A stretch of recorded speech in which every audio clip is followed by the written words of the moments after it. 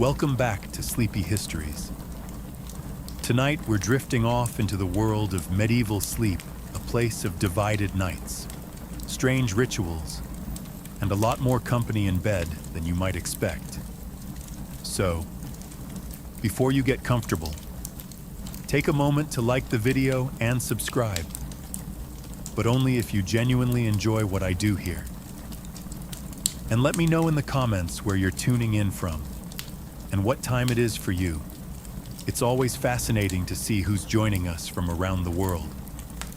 Now, dim the lights. Maybe turn on a fan for that soft background hum, and let's ease into tonight's journey together. Before electricity, TikTok, and sleep hygiene influences, medieval people approached nighttime with a schedule that would baffle the modern melatonin enthusiast. It was called segmented sleep, a natural two-part sleep cycle, split neatly in half like a stale medieval biscuit. The routine was simple. After sundown, most people turned in early, drifting off into what was known as first sleep. Then, after about 4 hours, they'd wake up, deliberately, and spend the next hour or two doing what can only be described as medieval midnight multitasking. This wasn't considered insomnia, it was just how sleep worked. The watch period between the two sleeps was seen as practical, useful, and occasionally alarmingly social. People used this time to pray, read religious texts, tend fires, or check their livestock, because nothing ruins your REM cycle like wondering if your goat is still in the yard. And yes, this was also considered the ideal time for intimacy.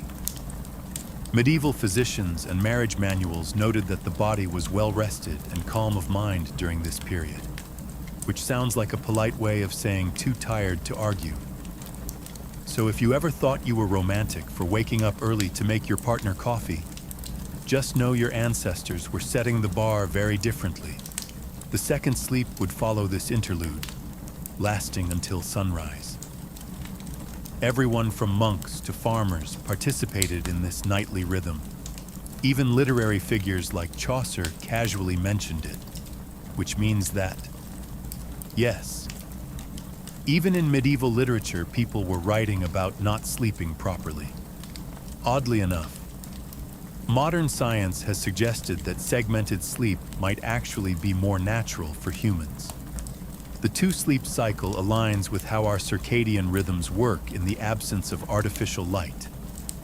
So the next time you find yourself wide awake at 2 a.m., don't panic. Just whisper, "Ah, yes, the watch has begun," and go tend a symbolic fireplace. It wasn't until the industrial era, with factories, gas lamps, and the growing fear of unproductivity, that humans began to enforce the idea of 8 uninterrupted hours, as though sleep were a timed sport. In the medieval world, waking up in the middle of the night wasn't failure. It was the schedule, and everyone was on it, whether they liked it or not. Let's talk about beds, or rather, the medieval approximation of them. In today's world, we obsess over thread counts, memory foam, cooling gels, and whether a mattress is cloud-like. In medieval Europe, a bed was often just a pile of stuff that used to be alive, now flattened under the weight of poor sleep and unspoken regrets. The typical peasant bed consisted of a straw mattress, known as a pallet. This was literally straw or hay stuffed into a sack of rough fabric, if they had the luxury of a sack. If not, it was just straw on the floor, possibly damp, possibly already claimed by a cat. These pallets were not comfortable, but they were better than nothing. Which was the alternative? Straw was cheap, plentiful, and good at insulating against the cold.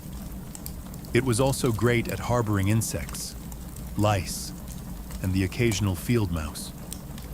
which made sleeping an exercise in cautious stillness. If it itched, you ignored it. If it bit, you just shifted slightly and hoped for the best.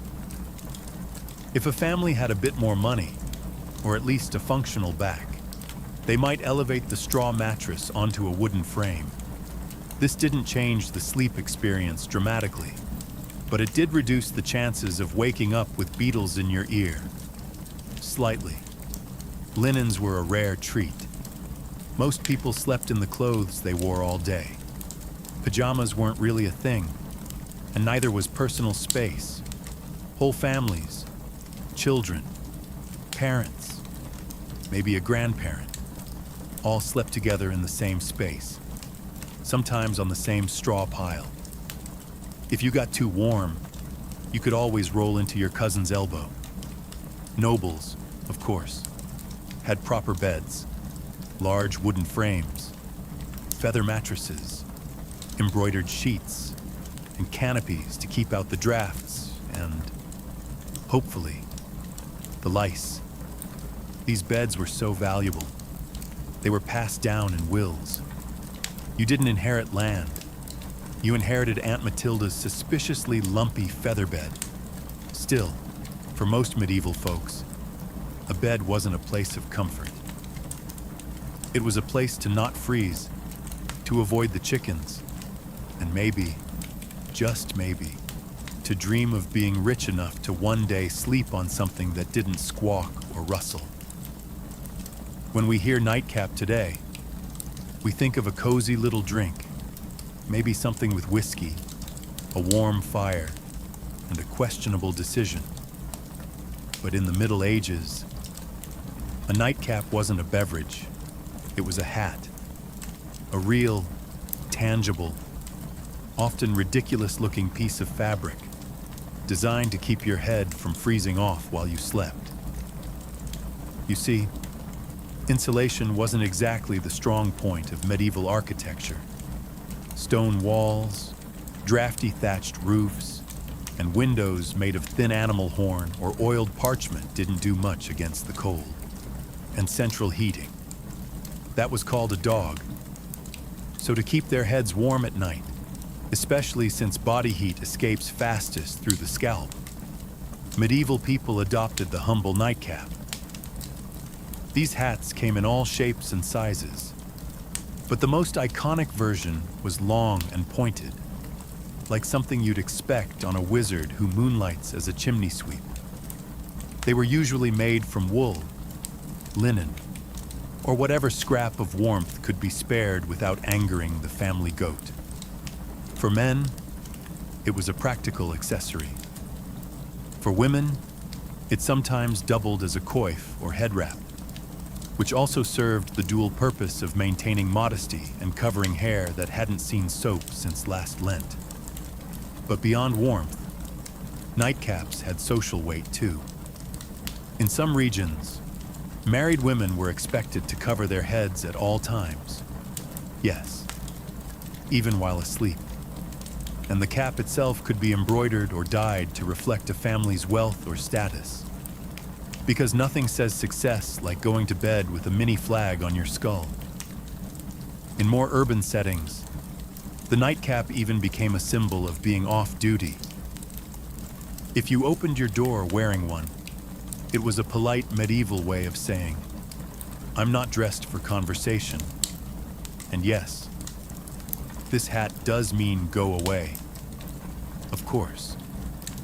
Nightcaps were often paired with nightshirts, which were essentially long, loose tunics. Picture Ebenezer Scrooge, minus the haunted moral lesson. Sleepwear wasn't sexy, but it was practical, itchy, and occasionally flammable. Today, the idea of sleeping next to a stranger is generally limited to red-eye flights, overly ambitious camping trips, or the occasional bizarre Airbnb mix-up. But in medieval Europe, this was completely normal and not at all optional. Let's say you're a traveling merchant, a pilgrim, or just someone whose mule gave up halfway to Norwich. You find an inn, a rare luxury in itself, and ask for a place to sleep. What you get is not a room, or a bed, or even a particularly clean floor. What you get is a spot in a bed that's already occupied. Medieval inns operated more like human bunkhouses than modern hotels. Privacy was not expected. If the bed had space, you were sharing it. Usually with complete strangers who might snore, talk in their sleep, or have a suspicious number of boils. This was not considered rude. It was just efficient use of resources. Beds could host 2, 3, even 4 travelers, depending on size and social tolerance. In larger cities, you might end up in a dormitory-like hall with rows of beds and absolutely zero personal space. Snoring contests were unjudged.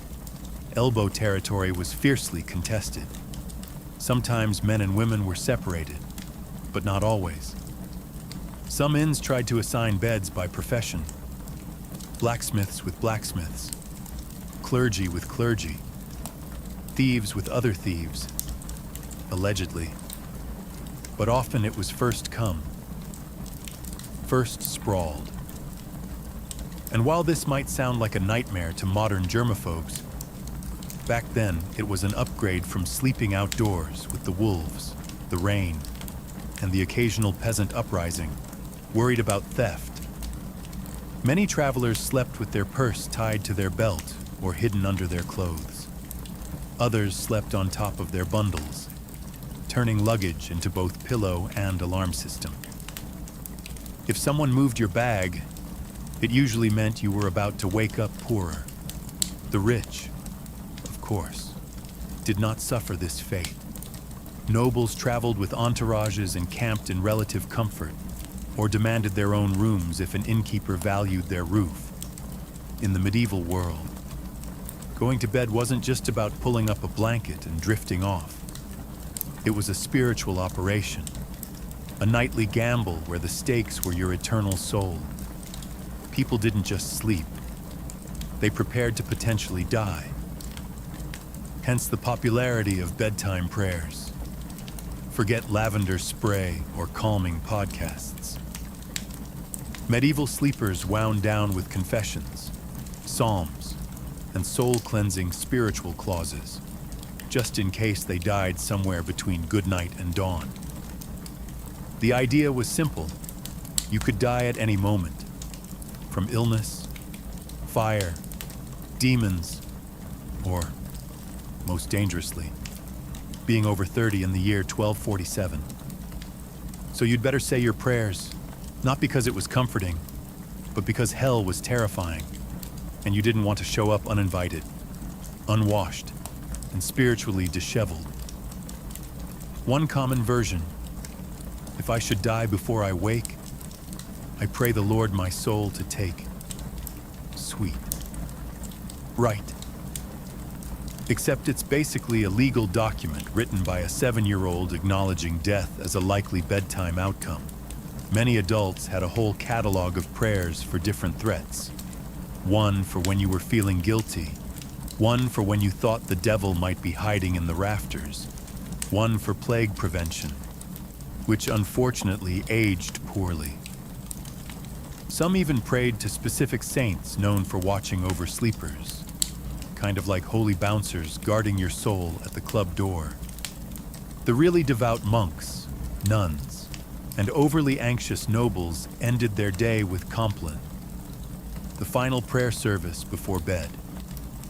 After Compline, they took a vow of silence, which wasn't hard because everyone was already exhausted, underfed, and mildly afraid of the dark.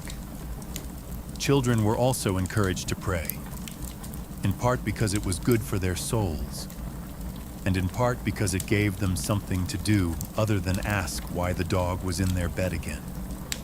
Parents reminded them that angels were watching, which sounds adorable until you realize it was less guardian angel and more celestial surveillance system.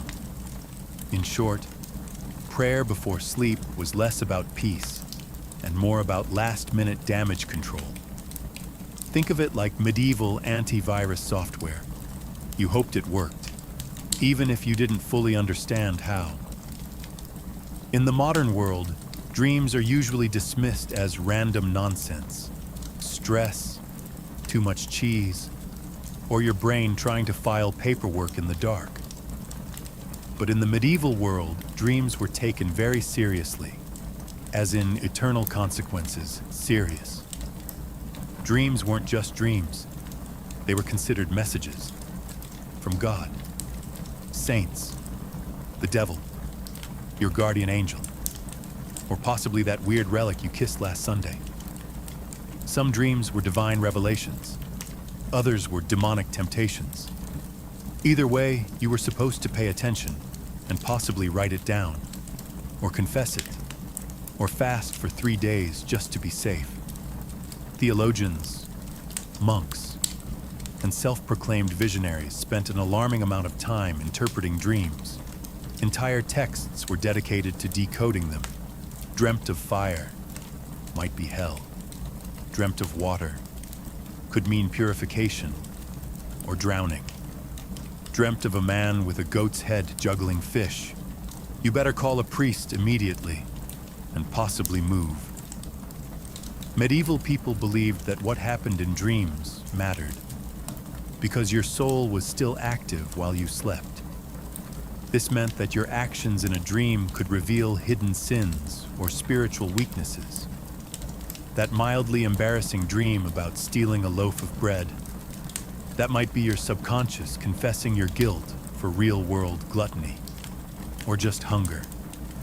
But still, better to confess it anyway, just in case. Monks and nuns often recorded their dreams and shared them with spiritual superiors. Some were celebrated for having holy visions during sleep. Others were quietly told to eat fewer onions before bed. Of course, dreams weren't just spiritual puzzles. They also made excellent plot devices. Medieval literature is full of dream sequences where knights encounter angels, demons, or metaphorical creatures spouting poetry about virtue. Dreams were basically the Netflix of the medieval world, except with more allegory and fewer happy endings. The church, predictably, was suspicious. Not all dreams were divine, and some were believed to be planted by demons to corrupt the innocent. If you dreamt of something unwholesome, it could mean your soul was under attack, or that you just slept too close to the fireplace fumes again. In modern times, some people let their pets sleep in the bed. It's a cozy, if occasionally smelly, arrangement. In the Middle Ages, however, sharing a bed with an animal wasn't a quirky personal choice. It was a heating strategy. Let's start with the basics. Medieval homes weren't exactly built for comfort. Stone walls, no insulation. Drafts so aggressive they probably had names. Central heating. That was called the family pig in peasant homes. It wasn't unusual for humans and livestock to sleep in the same room, sometimes the same bed, and very often the same pile of straw. Chickens wandered freely. Dogs curled up at your feet. Pigs snorted softly beside the hearth. And if you were lucky, none of them bit you during the night. This wasn't about affection, though medieval people certainly appreciated their animals. It was about survival. Animals generated body heat. They were warm, dependable, and unlike some relatives, didn't hog the blanket. A large dog could keep your toes from freezing. A cow in the corner might raise the room temperature by a degree or two, which in January felt like a miracle. Medieval homes, especially those of the lower classes, often had just one room for everything. Cooking, eating, sleeping, occasionally dying. Everyone, humans and animals alike, made do with the same space.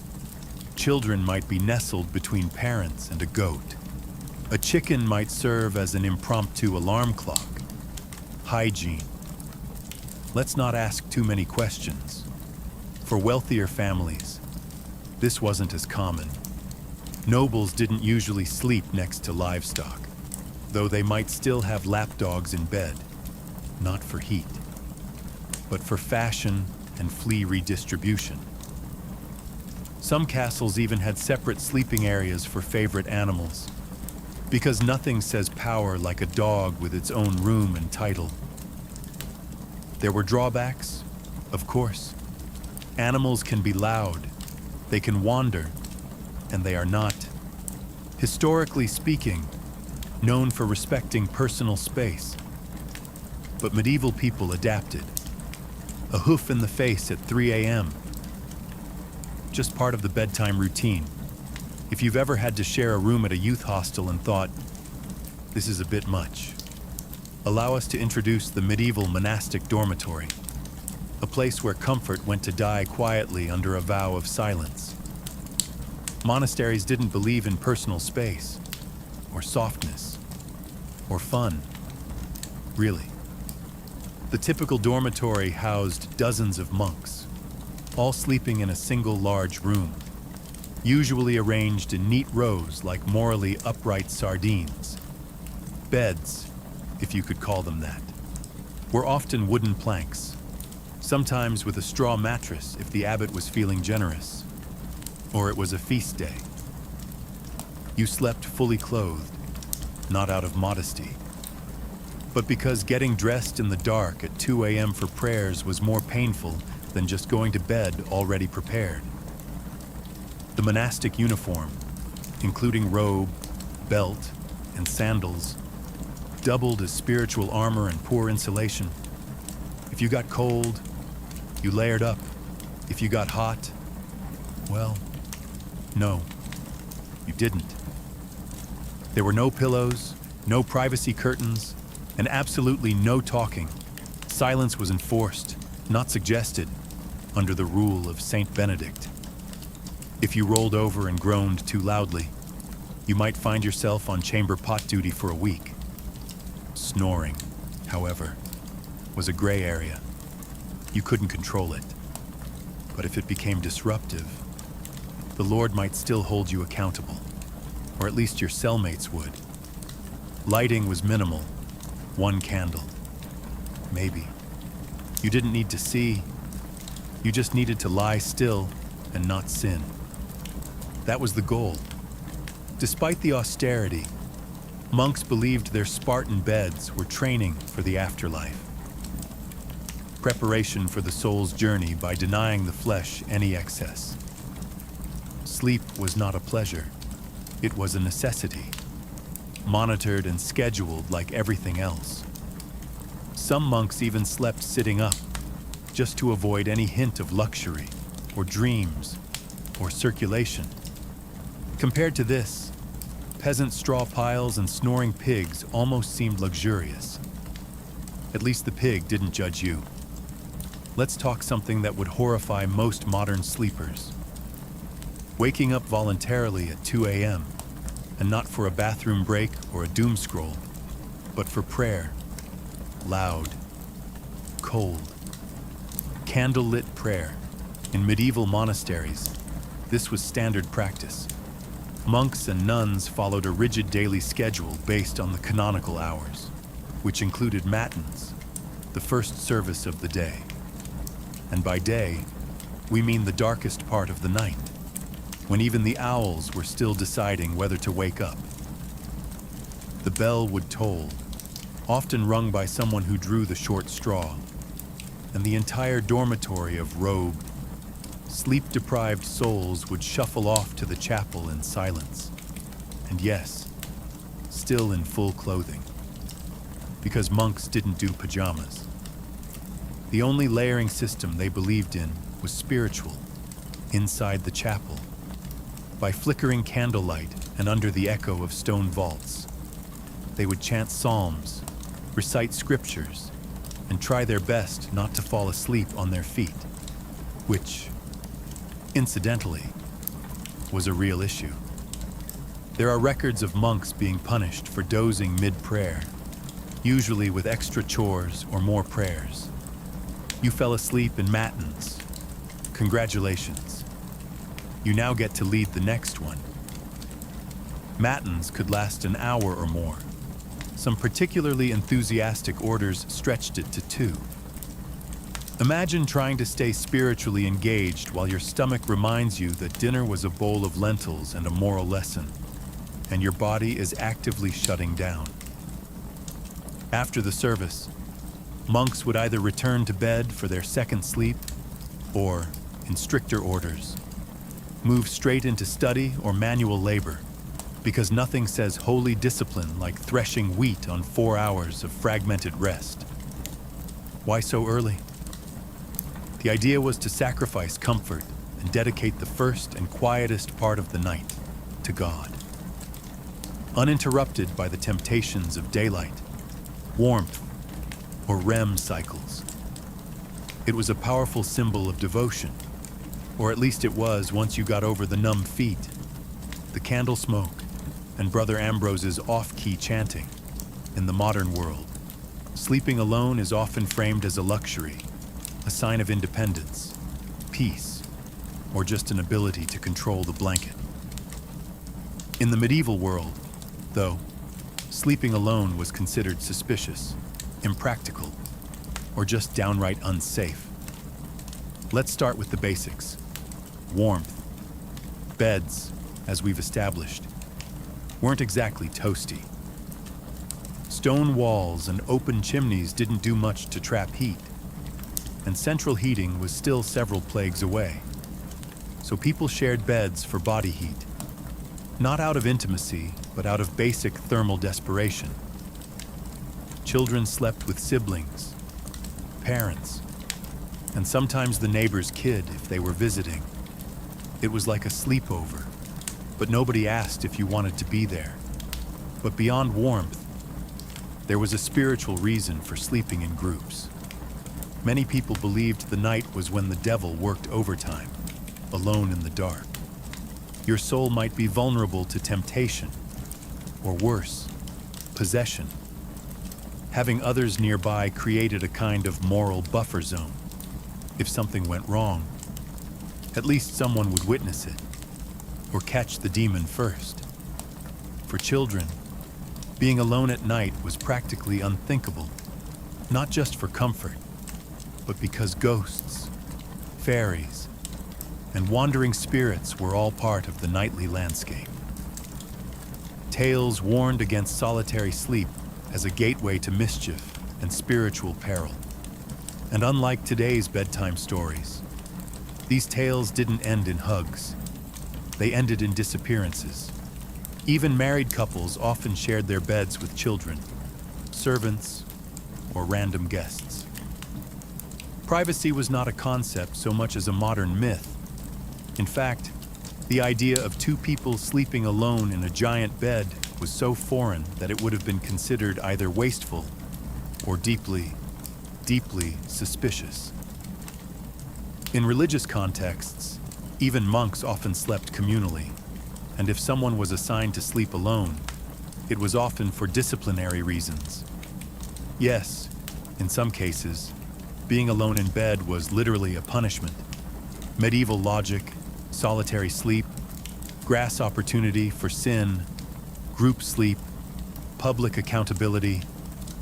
Next time you're curled up in your own bed, with your own blanket, in a room that doesn't smell like goat, enjoy the silence. In medieval times, you'd probably have 2 kids, a sheepdog, and a cousin in there with you, all of them snoring. If you've ever accidentally fallen asleep sitting up, in a lecture, a carriage, or a dentist's waiting room, you probably woke up with a crick in your neck and a deep sense of regret. But in the Middle Ages, sleeping upright wasn't an accident. It was a lifestyle. Some medieval folks, particularly the wealthy or religiously devout, chose to sleep propped up rather than lying flat. Why? A few reasons, none of them particularly restful. First, there was a medical belief that lying flat was bad for digestion, the lungs, or the general balance of the bodily humors. In a world where doctors thought a sneeze could rearrange your soul, this logic made perfect sense. Upright sleeping, they believed, helped avoid congestion of the brain, which sounds ominous, but mostly meant, don't drown in your own phlegm. Second, there were spiritual concerns. Lying flat was considered too close to the posture of the dead. You didn't want to confuse God, or worse, attract attention from the angel of death by sleeping in the same position used at funerals. Superstitious? Absolutely. But when your local priest doubled as the community's health consultant, you picked your battles carefully. As a result, people often slept partially reclined, supported by large bolsters, pillows, or the wooden headboard equivalent of a medieval lazy boy. Nobles sometimes had their beds rigged with angled supports to maintain a posture perfect for digesting one's evening meat pie or fending off surprise demon attacks. Monks took it a step further. In stricter orders, they might even sleep sitting upright on a bench or leaning against a cold wall with nothing but a hood to muffle the discomfort. It wasn't about health. It was about discipline. If you were too comfortable, you might dream. If you dreamed, you might sin. If you sinned, well, welcome to confession at 5 a.m. Needless to say, this wasn't about quality rest. It was about virtue, discomfort, and mildly confusing theology. Forget haunted dreams or goblins under the bed. For medieval people, the real monsters of the night were already in the sheets. Small, persistent, and entirely uninterested in your prayers. We're talking, of course, about fleas, lice, and the medieval bedroom's unofficial mascot, the bedbug. Let's not sugarcoat it. Hygiene wasn't exactly medieval Europe's strong suit. Baths were rare, laundry was expensive, and soap was sometimes made from substances better left unnamed. Add that to straw-filled mattresses, shared bedding, and the occasional live chicken underfoot, and you've got the perfect environment for an all-you-can-eat pest buffet. Fleas and lice were so common, they were practically roommates. Peasants dealt with them daily, nobles, despite their satin sheets and feather beds, were not exempt. In fact, some richer households had dedicated nitpickers, actual servants tasked with removing lice from their employers' hair and clothing. Imagine that as your job title, Master of the Royal Scalp. Bedbugs, meanwhile, were the silent assassins of medieval sleep. They hid in wooden bed frames, mattress seams, and even the cracks in stone walls, emerging at night to feast like tiny vampires. If you ever wondered why medieval people wore nightcaps and slept fully clothed, it wasn't always about warmth. Sometimes it was pest defense armor. Solutions ranged from mildly effective to impressively deranged. Some households burned strong-smelling herbs like wormwood or tansy to repel bugs. Others slept with garlic, onions, or even ashes in the bed, which may have done little for the pests, but certainly kept romance to a minimum. It wasn't just physical discomfort either. Fleas were often seen as symbols of sin or moral impurity, biting reminders of the fall of man and poor bedding choices. Entire poems were written about fleas, some moralizing, some weirdly romantic, because nothing says I love you like let us be united, like the flea that bites us both. So, while modern sleep is interrupted by buzzing phones and streetlights, medieval sleep was more likely disturbed by scratching, twitching, and the subtle feeling that something was crawling on your shin, because it was. We've all had restless nights.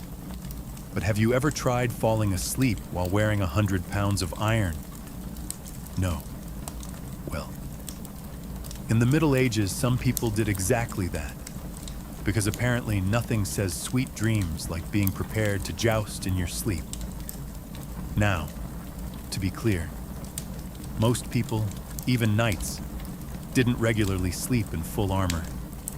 It was hot, heavy, and loud. Trying to roll over in a suit of chainmail is a bit like trying to nap inside a bag of cutlery.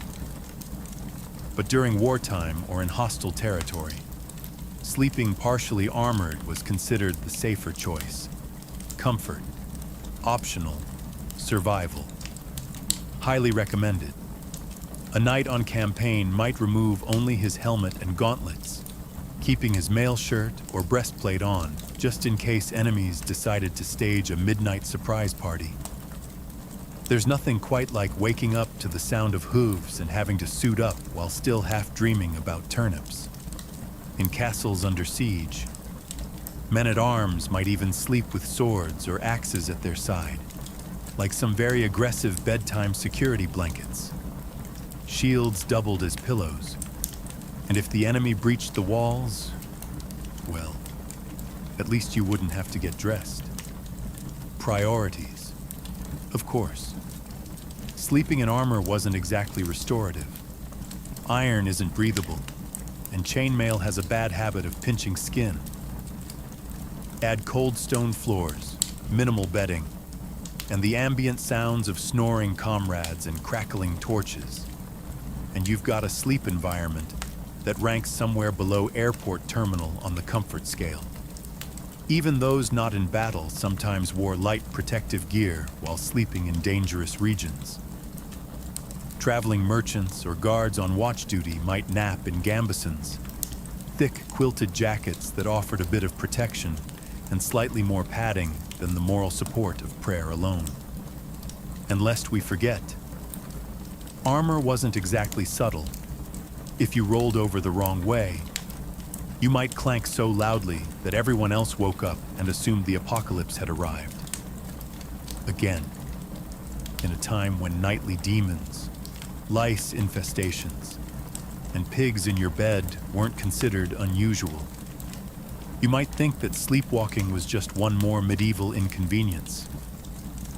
But oh no, it was much more dramatic than that.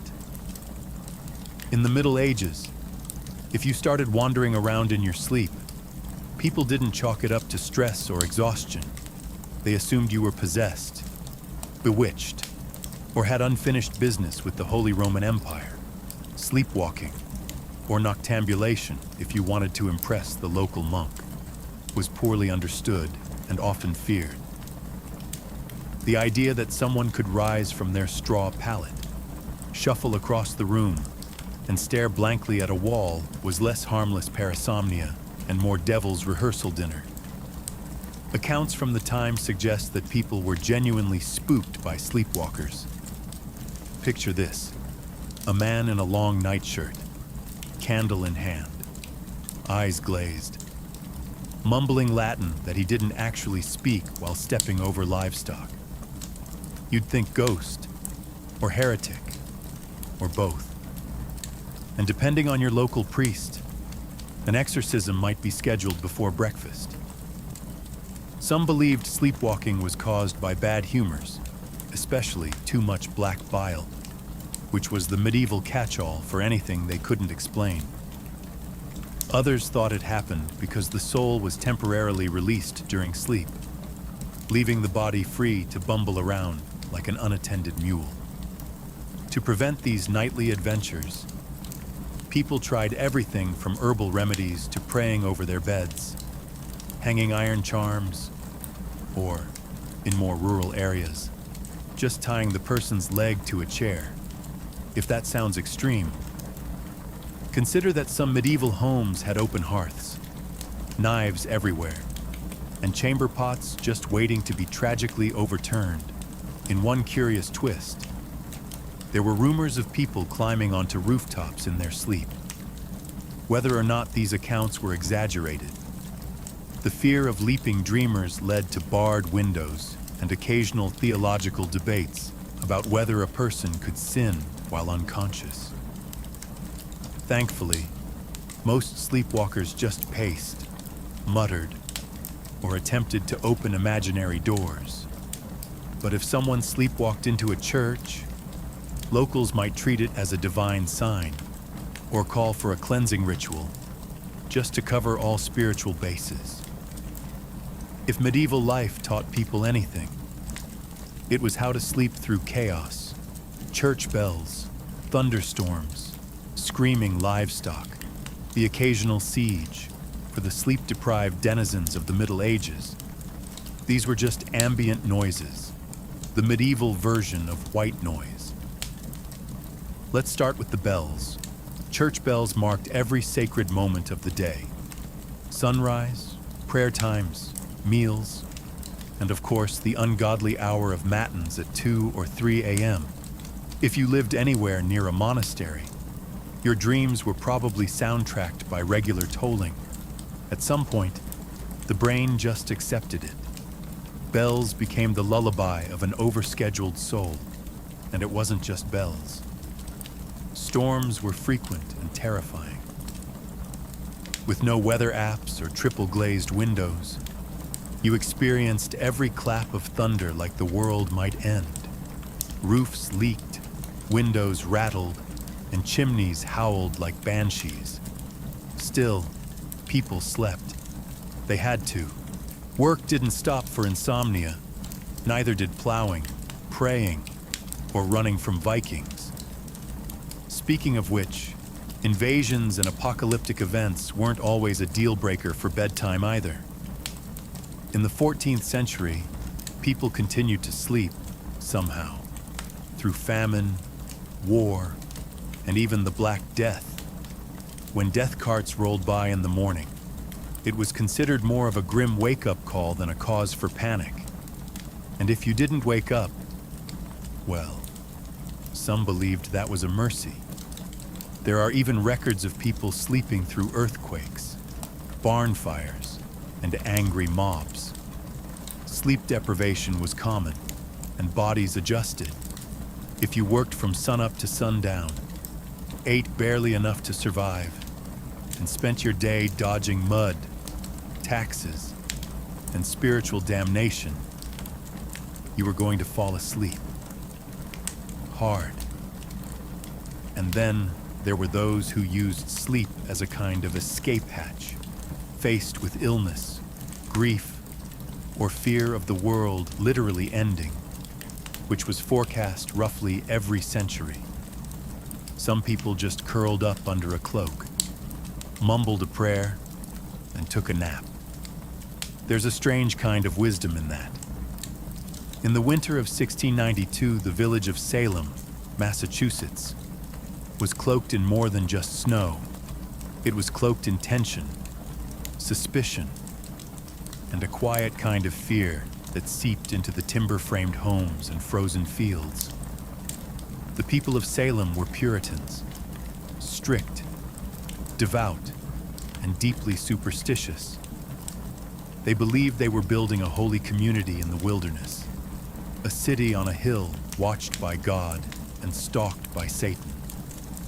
Life was already hard. The village had recently split from Salem town over politics and religion. Crops had failed.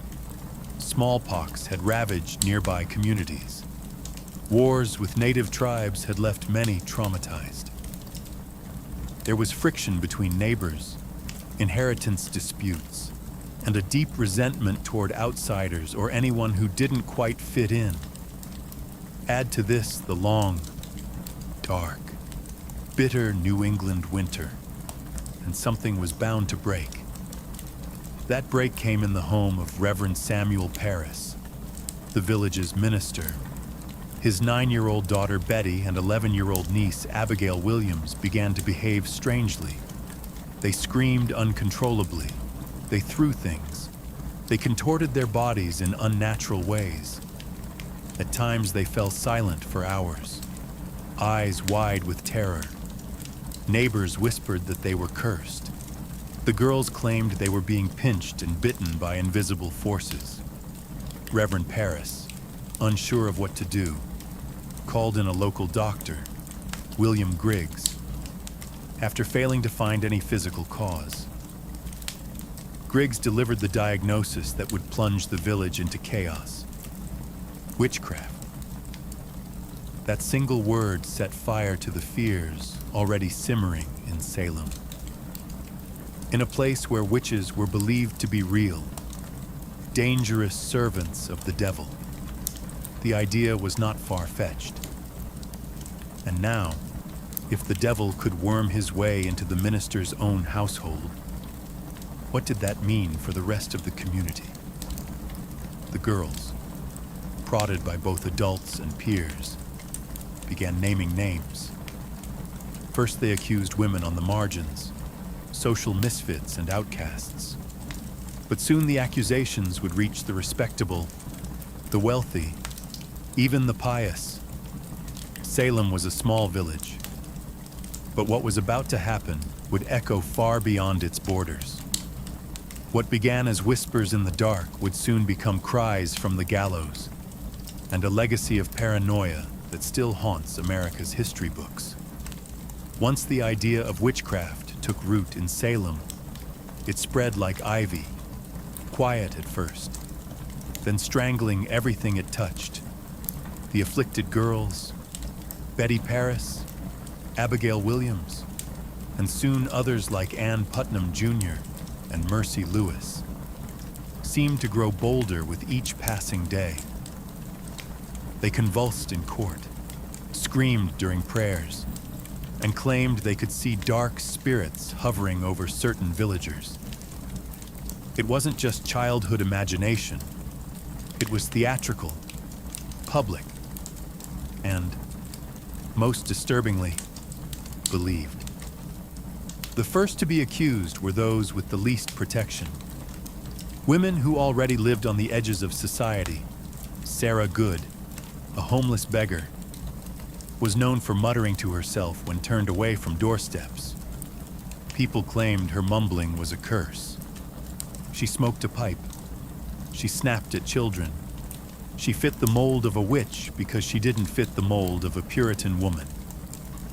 Sarah Osborne hadn't attended church in over a year and had scandalized the community by marrying her indentured servant after her first husband died.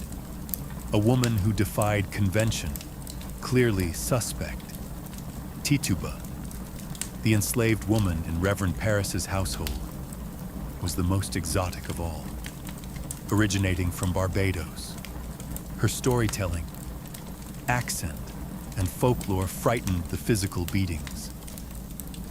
Tituba confessed to witchcraft, but instead of clearing the air, her confession blew it wide open.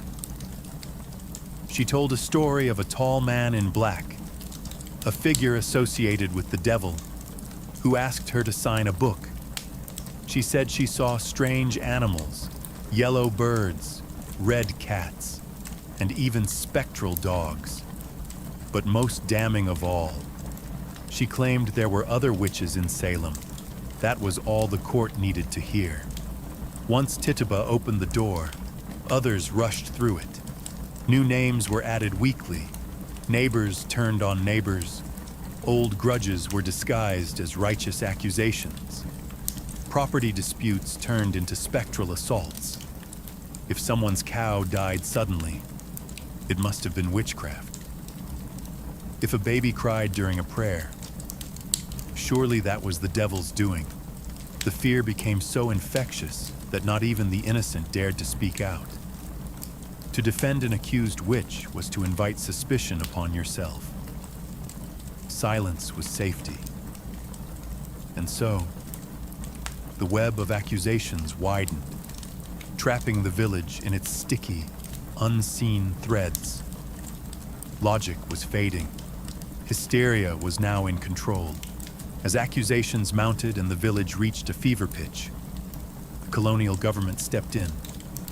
Governor William Phipps, recently appointed and eager to maintain order, established a special court to deal with the chaos.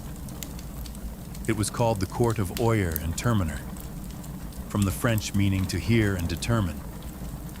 But what it really became was a factory for fear-driven justice. The court convened in Salem town in June of 1692, and it was no ordinary tribunal. Its rules were warped by panic. Instead of requiring hard evidence or reliable witnesses, it allowed something far more dangerous: spectral evidence. Spectral evidence was testimony that a spirit or specter of the accused had afflicted the victim. In other words, if a person claimed to have seen your ghost-like form in a dream choking them, that was admissible in court. Never mind that the accused could be asleep at church or miles away. It was their spirit doing the devil's work. You couldn't cross-examine a dream, and worse, you couldn't disprove it. Children were now treated as star witnesses. Their seizures, screams, and gasps in court became more theatrical by the day. One girl, Mary Walcott, would fall into fits the moment a suspected witch entered the room. If a prisoner looked at her, she shrieked. If they didn't look at her, she shrieked louder. The performances were mesmerizing, and the judges, including the influential Judge Samuel Sewall and Chief Justice William Stoughton, accepted it all. Defense lawyers, there were none. The concept didn't exist in colonial trials. If you were accused, you stood alone. If you denied the charges, the afflicted girls writhed in agony. If you confessed, you might be spared death, but only if you named others. The system rewarded lies and punished silence. Worse still, the trials became public spectacles. People traveled from nearby towns to witness them. The accused were paraded into court in shackles, often bewildered, often poor, and almost always powerless. And yet, not everyone believed. Some townsfolk whispered that the girls were faking. Others questioned why only certain types of people were being accused. But few spoke openly. Questioning the court meant questioning the will of God in Salem. Reason had stepped aside, and the law had become a mirror reflecting fear, not justice. On June 10th, 1692, the gallows in Salem claimed its first victim, Bridget Bishop. She was not new to scandal. Her reputation made her an easy target. She wore bright red clothing, ran a tavern, and had been accused of witchcraft years earlier, during her trial. Neighbors testified that her spirit pinched them in the night, that their babies died after she passed by, and that she kept enchanted dolls. She denied everything. Still, the court found her guilty. She was led to Gallows Hill, a barren, wind-swept patch of earth just outside Salem. No prayer, no mercy. The rope was pulled, the crowd watched, and with that single execution, the machinery of death began to churn. The hangings that followed came quickly. On July 19th, 5 more women were executed. Sarah Good, Susanna Martin, Rebecca Nurse, Elizabeth Howe, and Sarah Wilds. Some had good standing in the church. Rebecca Nurse, in particular, was a shocking case. An elderly, pious woman beloved in the community. Even the jury initially found her not guilty, but under pressure from the court and the afflicted girls, the verdict was reversed. Nurse's final words were whispered through the air like a warning. I am as innocent as the child unborn. But it didn't matter. The noose did not discriminate. In August, more executions followed. On September 22nd, the deadliest day, 8 people were hanged in a single morning. Among them was Martha Corey, a woman who had doubted the trials early on. and her husband, Giles Corey, who met a different fate. Giles refused to enter a plea. The court, unable to proceed with a trial without one, resorted to an ancient English punishment, peine forte et dure. He was pressed to death. Stones were piled on his chest, slowly, cruelly, over 3 days. His final words, as legend has it, were more weight. By the end of the hysteria, 19 people had been hanged, 1 pressed to death, and at least 5 more died in jail awaiting trial. Dozens confessed falsely to save their lives. Over 200 people were accused. The gallows cast long shadows over Salem, not just on the hill, but in every heart. Fear had become law, and justice, blindfolded, had been led to the scaffold. While the executions claimed the spotlight, hundreds of others sat in cramped, foul-smelling jails, waiting for a verdict or a miracle. Salem's small jail couldn't contain them all. Accused witches were held in neighboring towns like Ipswich and Boston, chained to walls, starving, freezing, and forgotten. Most of the accused weren't witches, or even outcasts. They were neighbors, friends, parents, children. People whose only crime was having a quarrel with the wrong person, or owning land someone else wanted. In many cases, personal grudges disguised as divine justice drove the accusations. A pig wandered into a neighbor's yard and died. Must be witchcraft. Someone refused to help with firewood. Clearly they'd cursed the axe. Mary Eastie, sister of the executed Rebecca Nurse, was one such case. She was a respected mother of 7, known for her piety, initially released by the court. She was rearrested days later after new fits from the afflicted girls. Her second arrest sealed her fate in a final petition to the judges. Mary begged them not for her own life, but that they put a stop to these proceedings before more innocent blood is shed. She was hanged soon after. Another notable case was Dorothy Good, the 4-year-old daughter of Sarah Good. After her mother's arrest, Dorothy was interrogated and, under pressure, confessed to being a witch. Her answers, gibberish and fear, were taken as truth. She was imprisoned for 8 months in chains. When finally released, she was mentally broken, never recovering from the trauma. Pregnant women were not spared.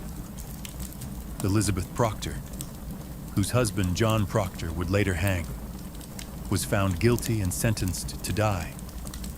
But because she was pregnant, her execution was delayed. It likely saved her life. She gave birth in jail and was eventually released after the trials ended. Accusations snowballed. Some accused confessed in desperation to avoid death, then named others to shift suspicion away from themselves. Entire families were pulled into the spiral. Fathers, wives, daughters. No one was beyond reach. Meanwhile, the jails swelled beyond capacity. Food was scarce. Disease spread. Some died awaiting trial, lost in the legal limbo of paranoia. And still, new names were added each week. In Salem, it no longer mattered who you were, only who was willing to say your name. By the fall of 1692, the spell of hysteria began to crack. Not because the court came to its senses, but because reality forced its way back in. The turning point came when accusations grew too bold. People who had once supported the trials found themselves suddenly on the wrong side of them. Reverend George Burroughs, a former Salem minister, was arrested and charged with being the ringleader of the witches. He was well-educated, well-spoken, and had previously clashed with influential families in the village. That was enough. But on the day of his execution, Burroughs did something shocking. He stood on the gallows and flawlessly recited the Lord's Prayer, something witches were believed incapable of doing. The crowd fell silent. Some wept. Even hardened observers were shaken. But the execution went on. That moment planted a seed of doubt. Then came the accusation of Mary Phipps, the wife of Governor William Phipps. Suddenly, the hysteria had reached the top of the colony's social ladder. Phipps, already unnerved by growing criticism and chaos, finally took action. In October 1692, he dissolved the court of Oyer and Termina, halting all pending executions and trials. Public sentiment had shifted. Ministers, once silent or complicit, began to speak out. Increase Mather, one of the colony's most respected theologians, denounced the use of spectral evidence. It were better, he said, that 10 suspected witches should escape than one innocent person should be condemned. A radical thought in a society that had, for months, believed exactly the opposite. People who had once cheered the trials began to question them. The jails were still full, but the appetite for more blood had dulled. Too many respected figures were being accused. Too many innocent people had been buried. The villagers had begun to see that this wasn't divine justice. It was madness. Confessions dried up. Some accusers backtracked. Others disappeared from public view. And those who had previously shouted the loudest now lowered their eyes. The fear hadn't disappeared, but it had exhausted itself. The public wanted stability. The officials wanted to save face, and Salem, bruised and ashamed, was finally ready to wake from its nightmare. The storm was breaking, but the damage, it had already been done. By late 1692, the judicial system that had fueled the hysteria began to collapse under the weight of its own absurdity. With the court of Oyer and Terminer disbanded in October, a new, more cautious court, the Superior Court of Judicature, was formed in early 1693. This time, things were different. Spectral evidence was no longer allowed, and the judges were noticeably more skeptical of the accusers' wild claims. The result? The convictions slowed dramatically. Many accused witches were acquitted outright. Of the 56 cases brought before the new court, the majority were released.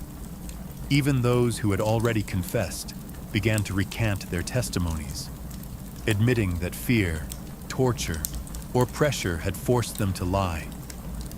The dramatic performances of the afflicted girls lost their persuasive power. The most prominent case in the unraveling of the trials was that of Reverend Samuel Willard, a respected minister who came under suspicion, while he was never formally charged. The fact that such a high-ranking, devout man could be suspected highlighted how arbitrary and corrupt the process had become. The court, once ferocious, was now cautious. They began quietly releasing those still in jail. First those with little evidence against them, and eventually even those who had confessed to witchcraft under duress. Meanwhile, families of the executed began to demand justice. John Proctor's children petitioned for the return of his property. Rebecca Nurse's family launched a campaign to clear her name. In time, community shame replaced community fear. Church congregations fractured. Friendships were severed. The very fabric of Salem's social order had been shredded. Governor Phipps, realizing the colony's growing international embarrassment, pardoned the remaining prisoners in 1693. But even freedom came at a cost. Many families had to pay for their own jail fees before being released.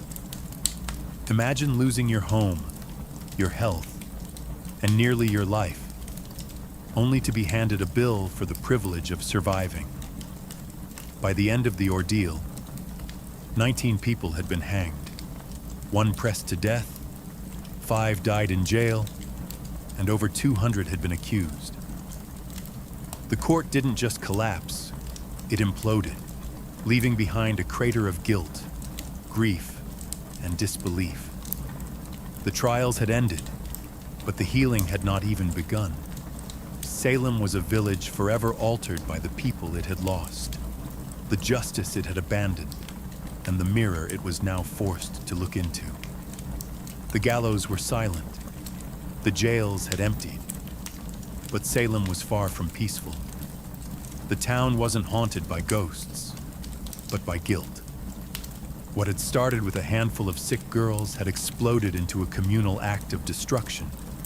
Families had been torn apart, reputations ruined, and innocent lives ended. And now the survivors had to live in the wreckage. Neighbors could no longer look each other in the eye. The same people who once prayed together had testified against one another. Some of the afflicted girls quietly left town. Others faded from the public eye. A few, like Ann Putnam Jr., would later express remorse.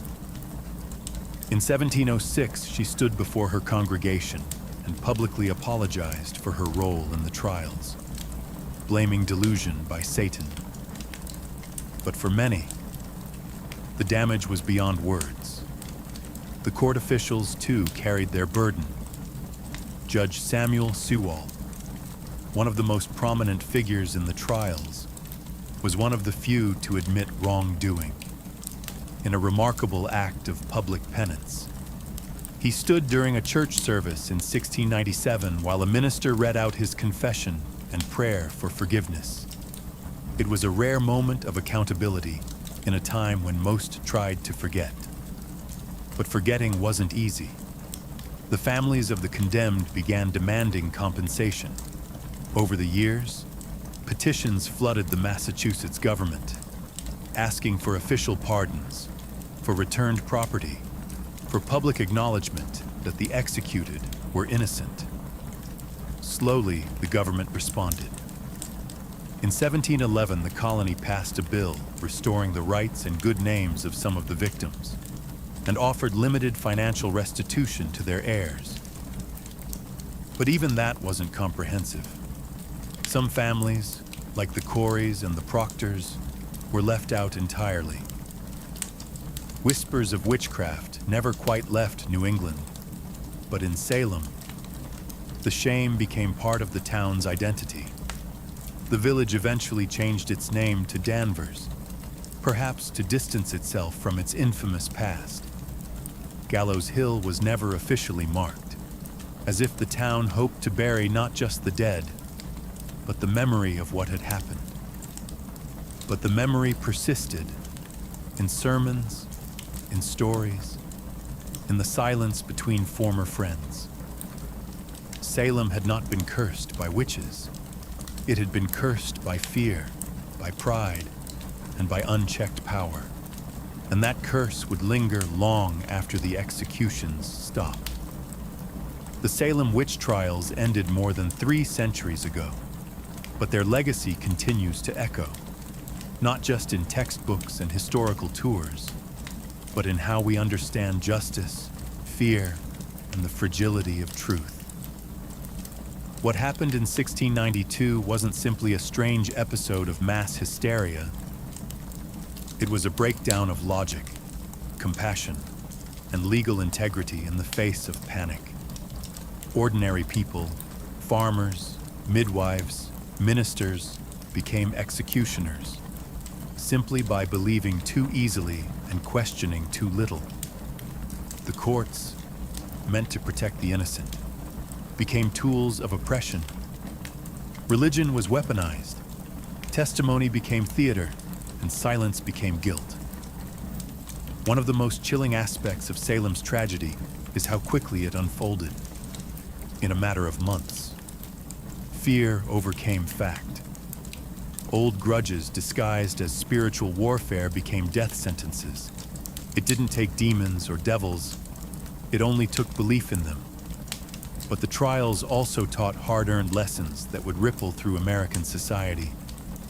In the years and centuries that followed, the Salem episode would be cited repeatedly in debates about due process and civil liberties. The U.S.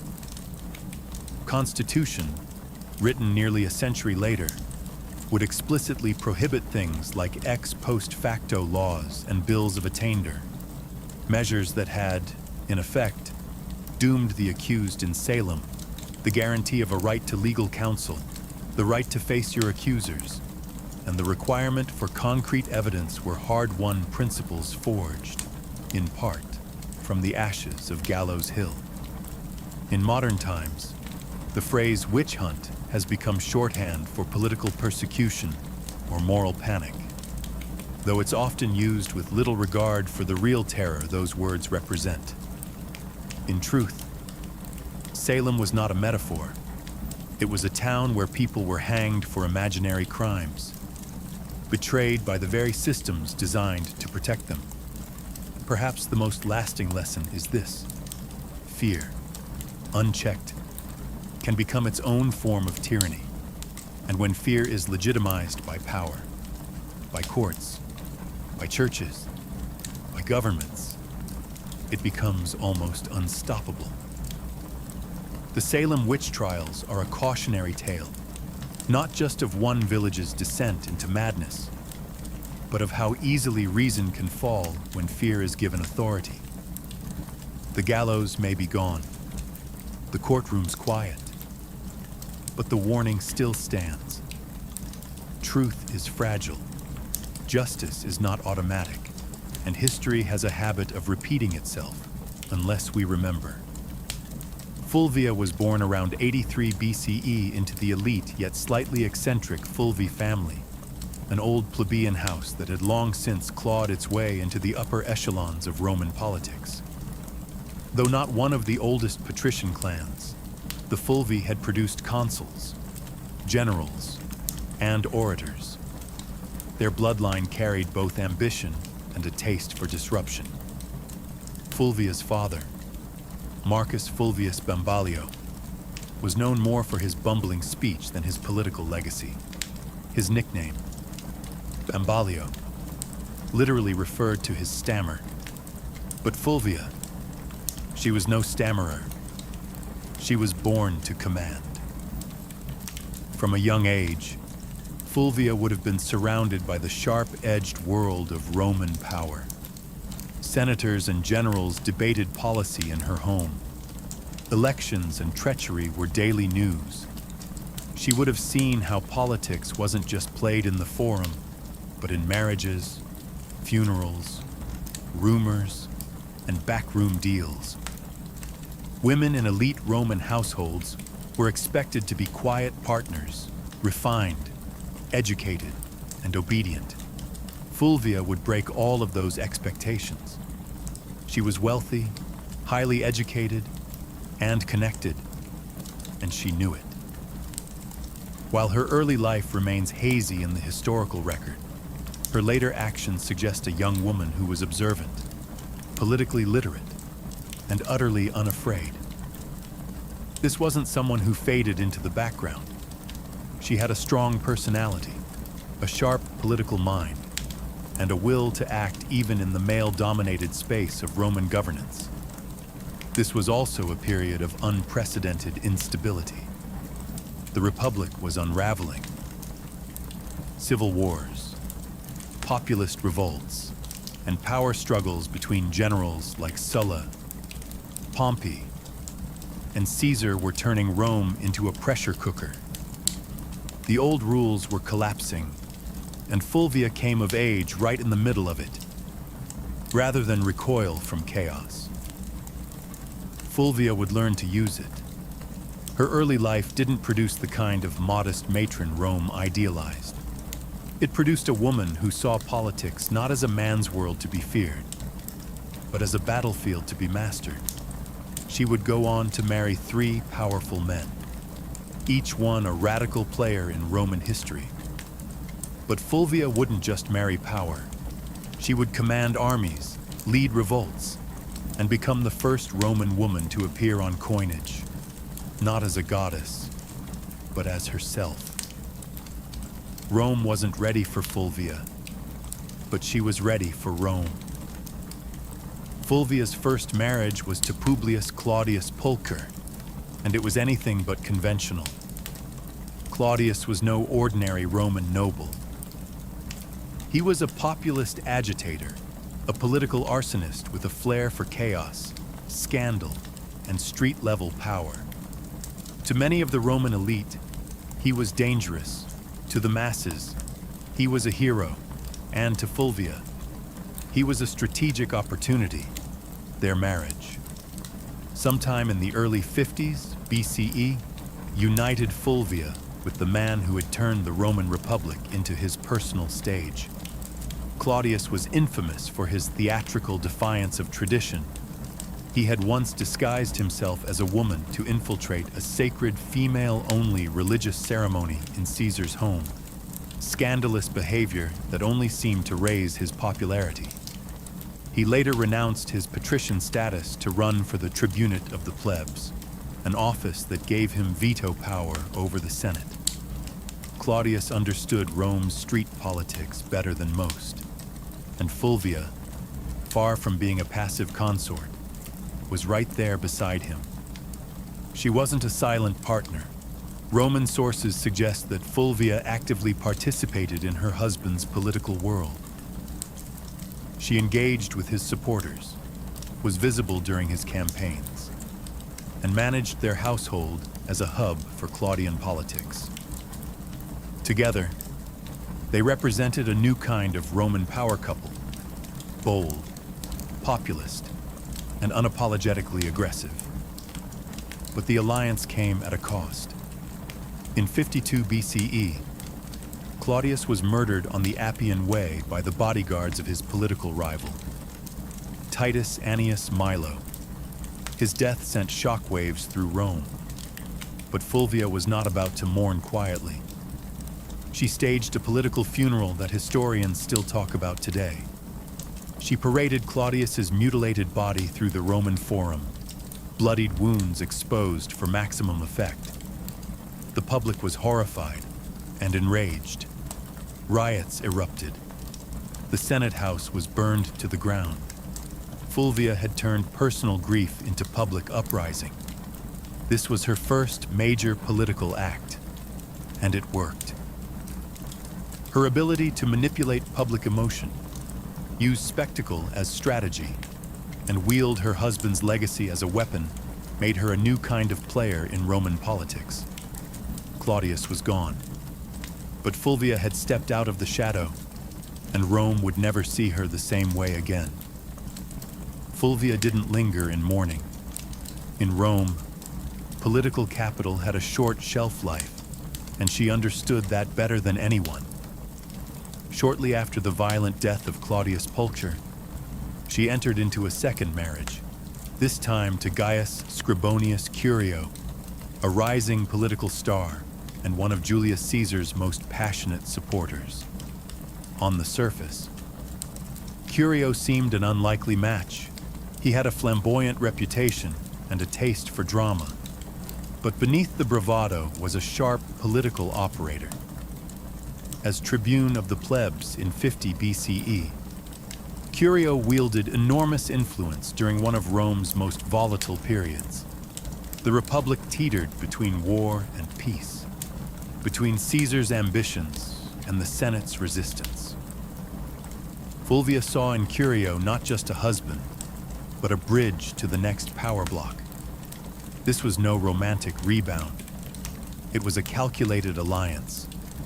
With Claudius gone, Fulvia needed a new political anchor, someone who could carry forward the populist legacy her first husband had built, and someone who had Caesar's backing. Curio fit both bills. Through him, Fulvia remained tightly embedded in the shifting power dynamics of Rome. She didn't just marry into the movement, she helped shape it. Fulvia ensured Claudius's supporters stayed active, rebranding their cause under Curio's leadership and keeping the urban masses politically engaged. But the Roman world was collapsing fast. Tensions between Caesar and Pompey exploded into civil war. Curio threw himself into the fight, taking Caesar's side. Fulvia, as always, remained politically involved. She reportedly helped organize support and manage resources for her husband's campaign. In 49 BCE, Curio led a military expedition to Africa to secure Caesar's position, but it was a disaster. He was ambushed and killed by the forces of King Juba, the Aeneid of Numidia. His death was brutal and his army annihilated. Once again, Fulvia was widowed, and once again, Rome waited to see if she would fade into the background. She didn't. Curio's death only solidified her status as a political widow with dangerous resilience. She had now lost 2 husbands to Rome's civil unrest, and both had died fighting for populist causes. But Fulvia was far from finished. Her most audacious partnership and her most dramatic chapter was still to come. Fulvia's third and most famous marriage was to Mark Antony, the ambitious general and loyal ally of Julius Caesar. Their union, forged sometime around 47 BCE, wasn't merely a romantic attachment. It was a merger of power. Fulvia had already proven herself as a master of Roman street politics. Antony, rising rapidly through the military and political ranks, needed that kind of savvy support in Rome. Together, they formed one of the most politically potent couples of the late Republic. By the time of their marriage, Fulvia was no stranger to blood and betrayal. She had buried 2 husbands and outmaneuvered countless enemies. Antony was no stranger to scandal either. He drank, he gambled, and his personal life was notoriously chaotic. But with Fulvia, he had found someone who could do more than entertain him. She could defend his interests, hold his alliances together, and rally supporters when he was away on campaign. And Antony, despite his brash exterior, understood her value. He allowed Fulvia to exercise authority that no Roman woman had publicly wielded before. She opened his correspondence. She issued orders in his absence. She sat in on meetings and influenced appointments. Roman sources, mostly hostile, depicted her as overbearing and power-hungry. But what disturbed them most wasn't her ambition. It was that she acted like a Roman man in a world that had no language for such a woman.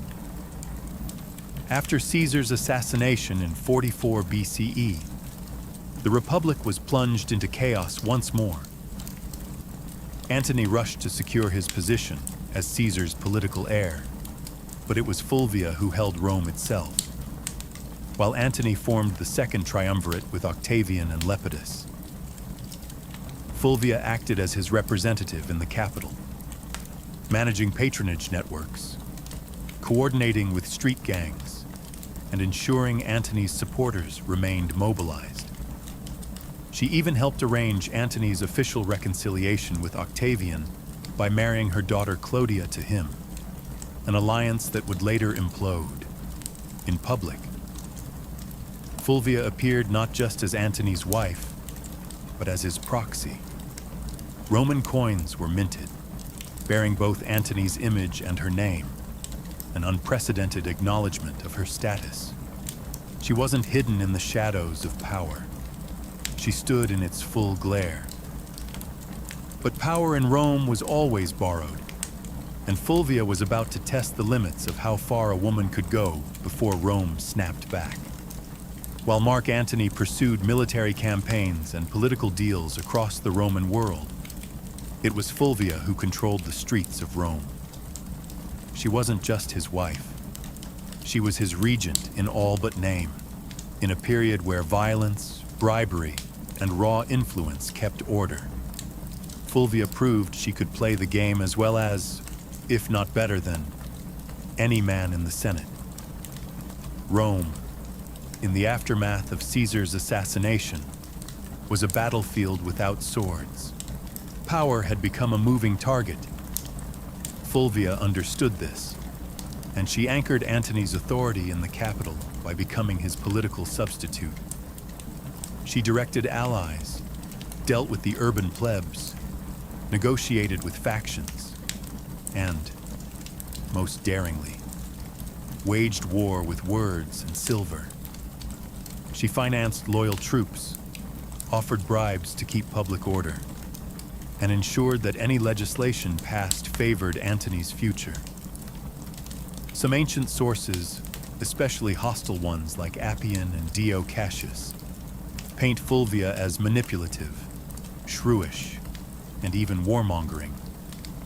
But beneath the misogynistic exaggeration lies a woman actively doing politics, in a world that had no protocol for a woman doing anything beyond weaving and mourning.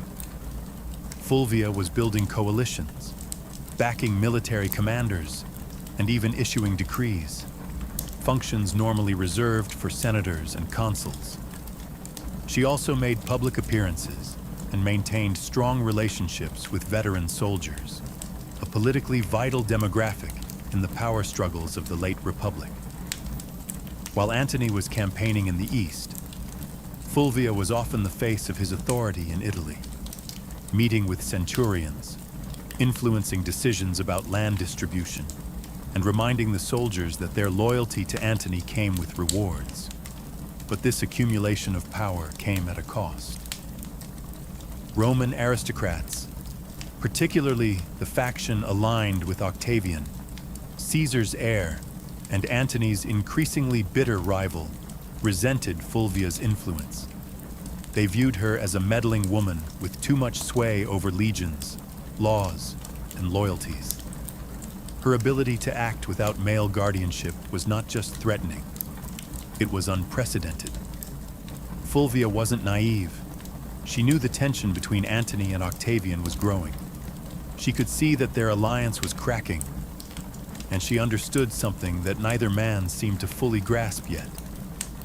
The Republic wasn't big enough for both of them. So Fulvia began preparing for the next phase.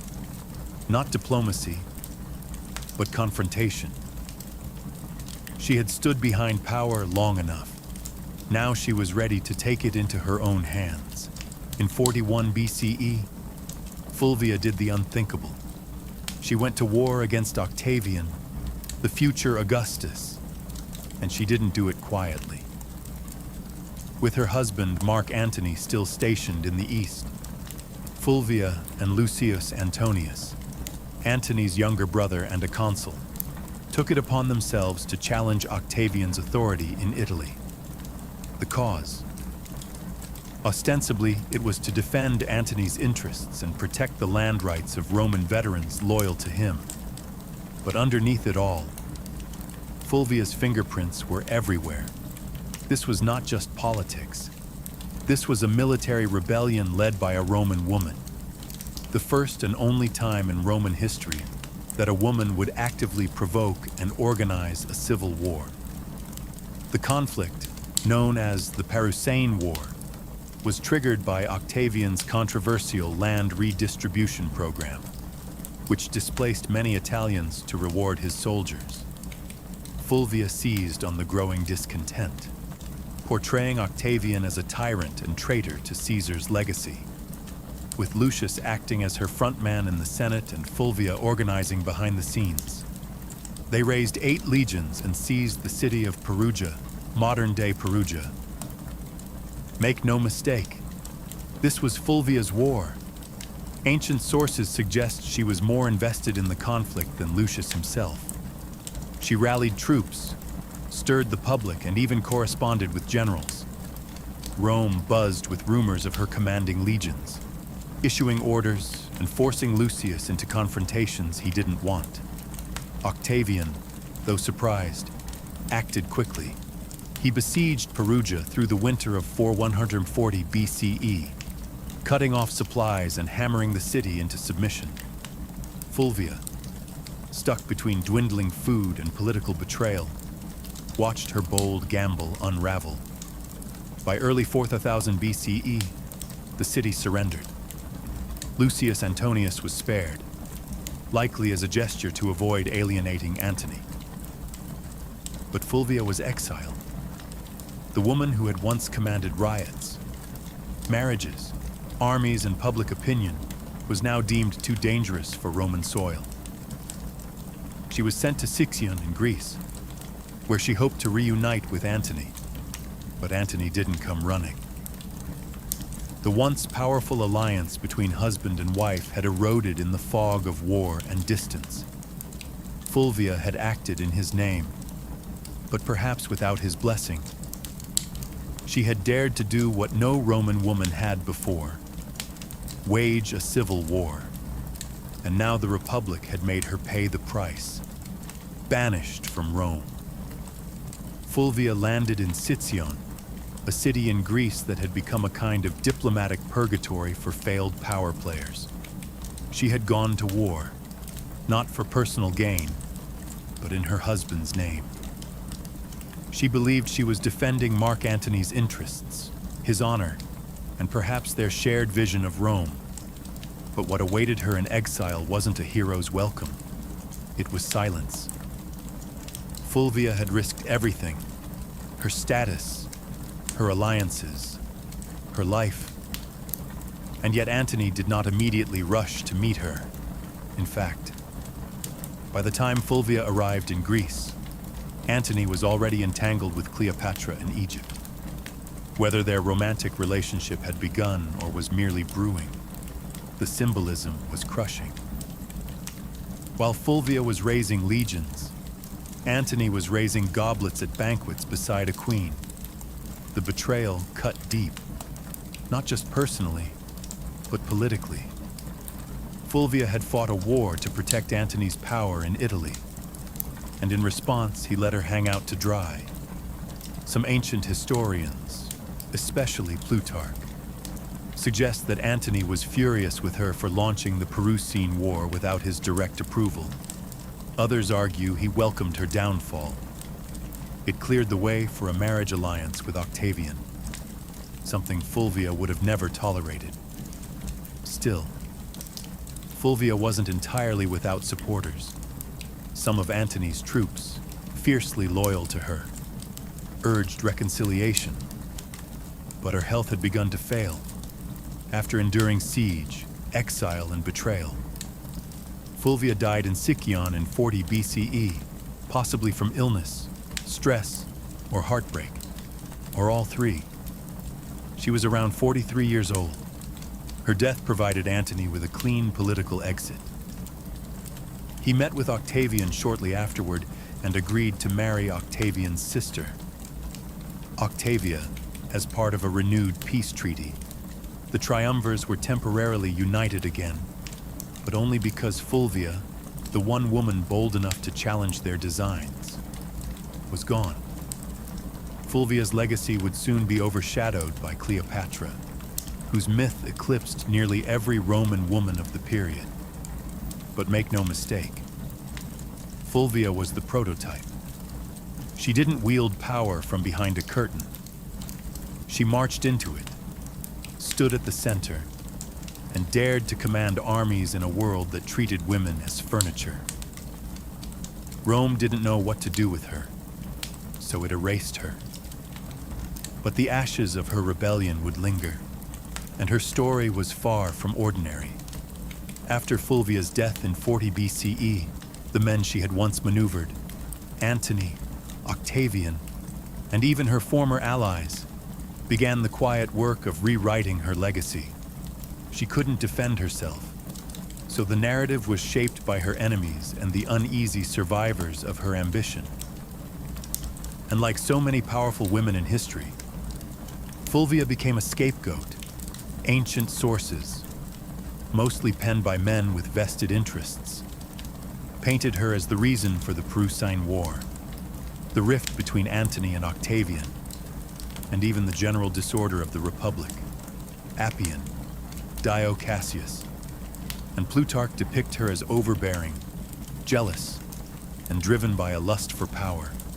They blamed her for dragging Lucius Antonius into conflict, for antagonizing Octavian, and even for Antony's eventual estrangement from Rome.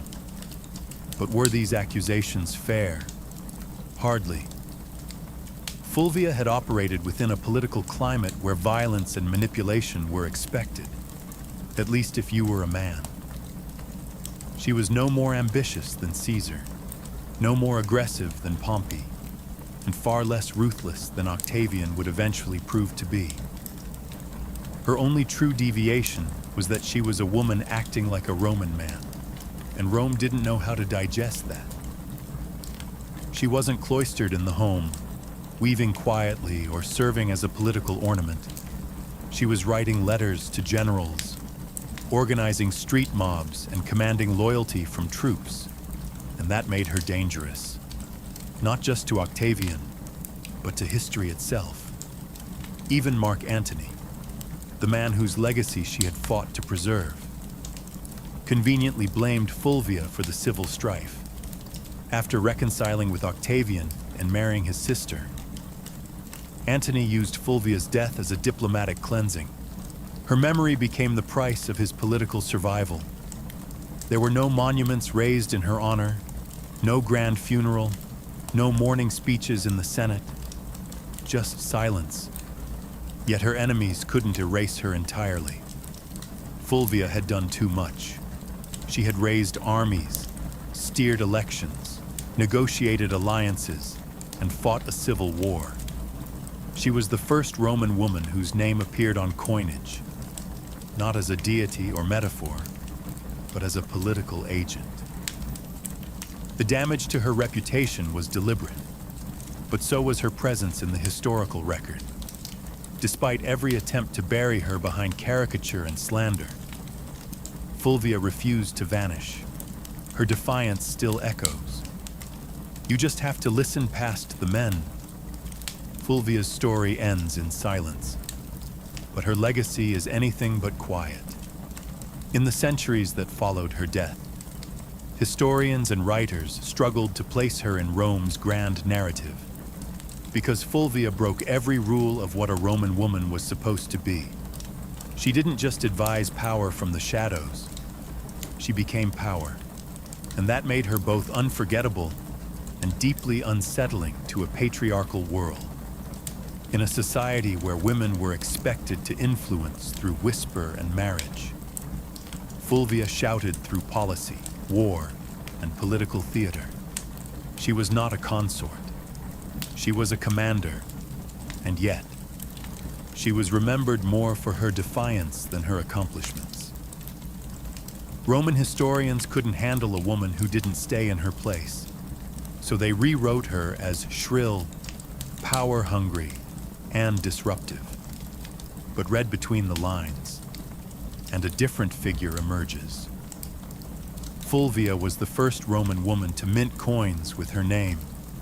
She organized political factions, leveraged marriage as a tactical weapon, and manipulated Roman street politics with stunning effectiveness.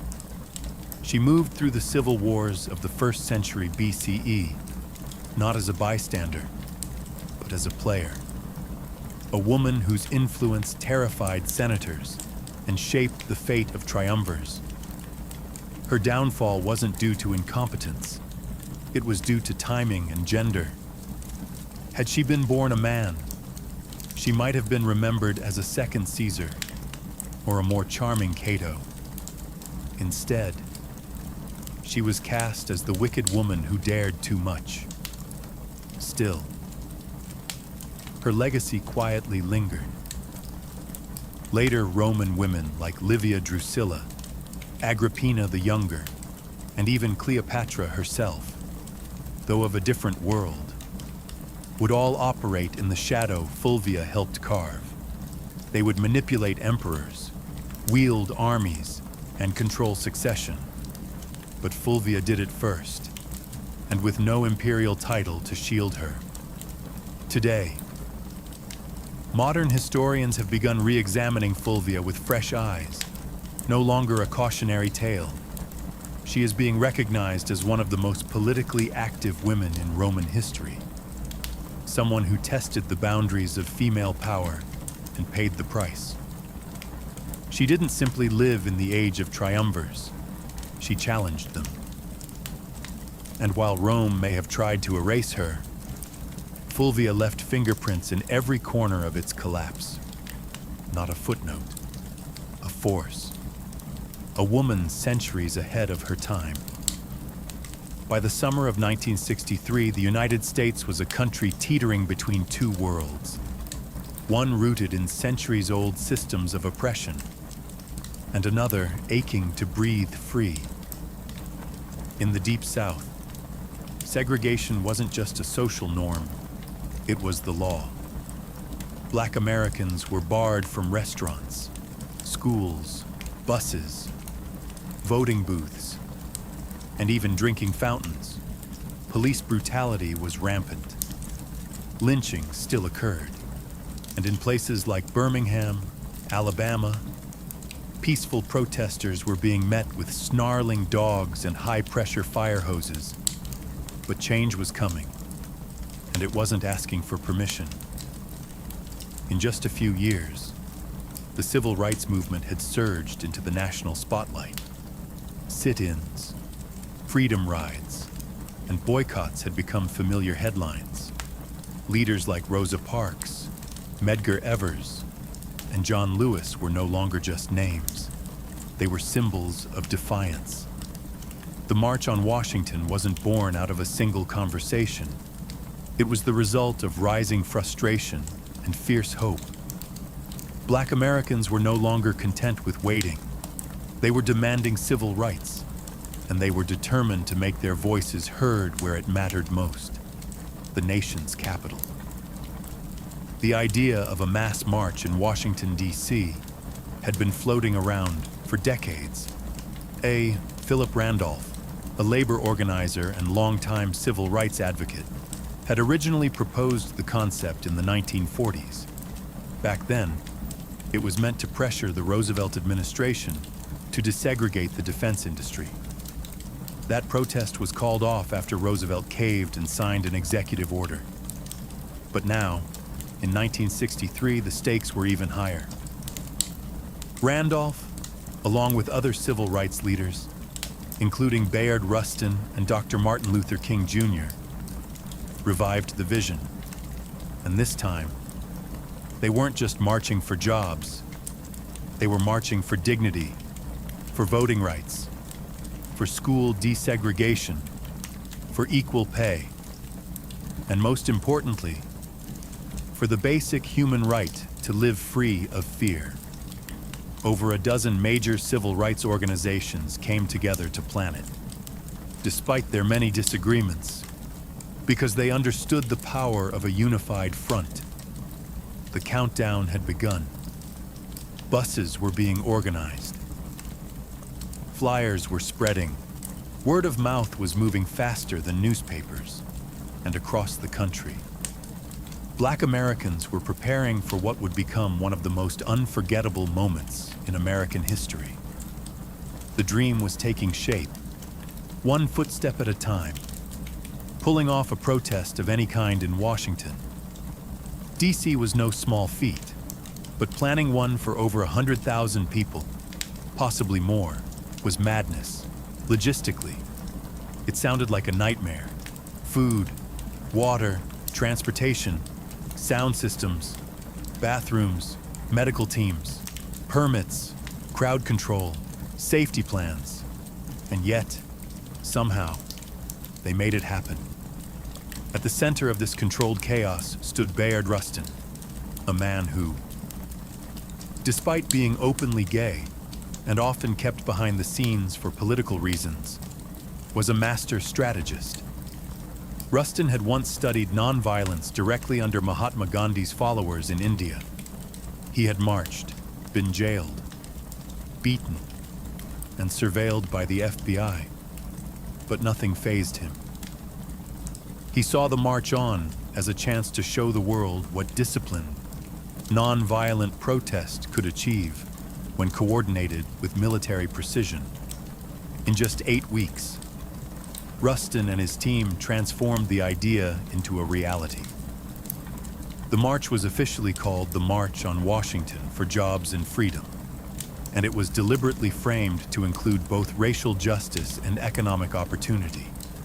That dual message was no accident, while Dr. King would later become the spiritual symbol of the day.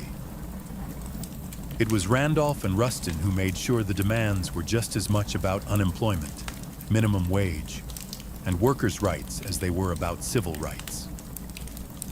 Meanwhile, tensions simmered beneath the surface. President John F. Kennedy and his administration were nervous, deeply nervous. They feared riots, backlash, or worse, bloodshed. Civil rights leaders assured them the protest would be peaceful. Still, the National Guard was on standby. Hospitals in D.C. were put on alert, and liquor sales were banned for the day. Federal workers were even told they could stay home. And then there was the question of unity.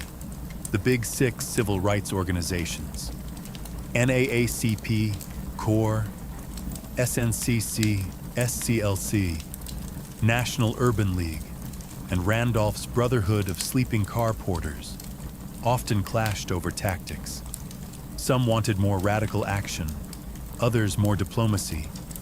SNCC's young firebrands were growing impatient with King's nonviolent approach, but they all agreed on this.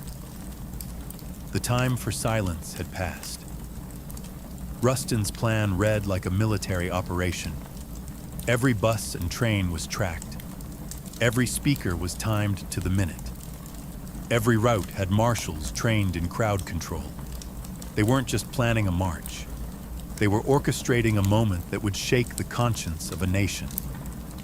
August 28, 1963, a sweltering Wednesday in Washington, D.C. The sun was already hot by 9 a.m., and the humidity clung to the skin like a second shirt. But it didn't stop them. From every corner of the country, they came. Black, white, young, old, students, clergy, factory workers, and celebrities. Some wore their Sunday best. Others clutched protest signs. They came by bus, train, carpool, and even foot. Over 250,000 people in total, converging on the National Mall like a rising tide of hope. And yet, there was no chaos. Despite the government's fear of riots and unrest, the scene was astonishingly calm. Volunteers directed foot traffic. The Red Cross handed out water. Groups sang freedom songs, held hands, and cheered as new marchers arrived. You could hear gospel choirs near the reflecting pool, and chants of jobs and freedom echoing off the marble columns of the Lincoln Memorial. Celebrities joined in too. Harry Belafonte, Sidney Poitier, Paul Newman, Marlon Brando, Joan Baez, Bob Dylan. But no one was there for autographs. They were there to witness history and lend their voices to a cause bigger than any one person. The crowd was orderly but energized. There was no pushing, no looting, no violence. Instead, there was a shared understanding that this wasn't just a protest. It was a sacred moment. For many Black Americans, just standing on the mall felt like a quiet act of revolution. To be seen, to be counted, to say, "We are here in front of the same Lincoln Memorial where the great emancipator sat in stone." It was a full circle moment, generations in the making. At exactly noon, the official program began. Leaders took the stage one by one, each representing different organizations, ideologies, and regions, but united in message. Speakers demanded equal pay, desegregated schools, a living wage, and an end to police brutality. Mahalia Jackson sang. Marian Anderson, who had once been banned from singing at Constitution Hall because of her race, now sang for thousands beneath the open sky. As the hours passed, the tension grew, not from unrest, but from anticipation. The man everyone was waiting for had not yet spoken, and when he did, the world would stop. Listen and remember. The march wasn't just making history.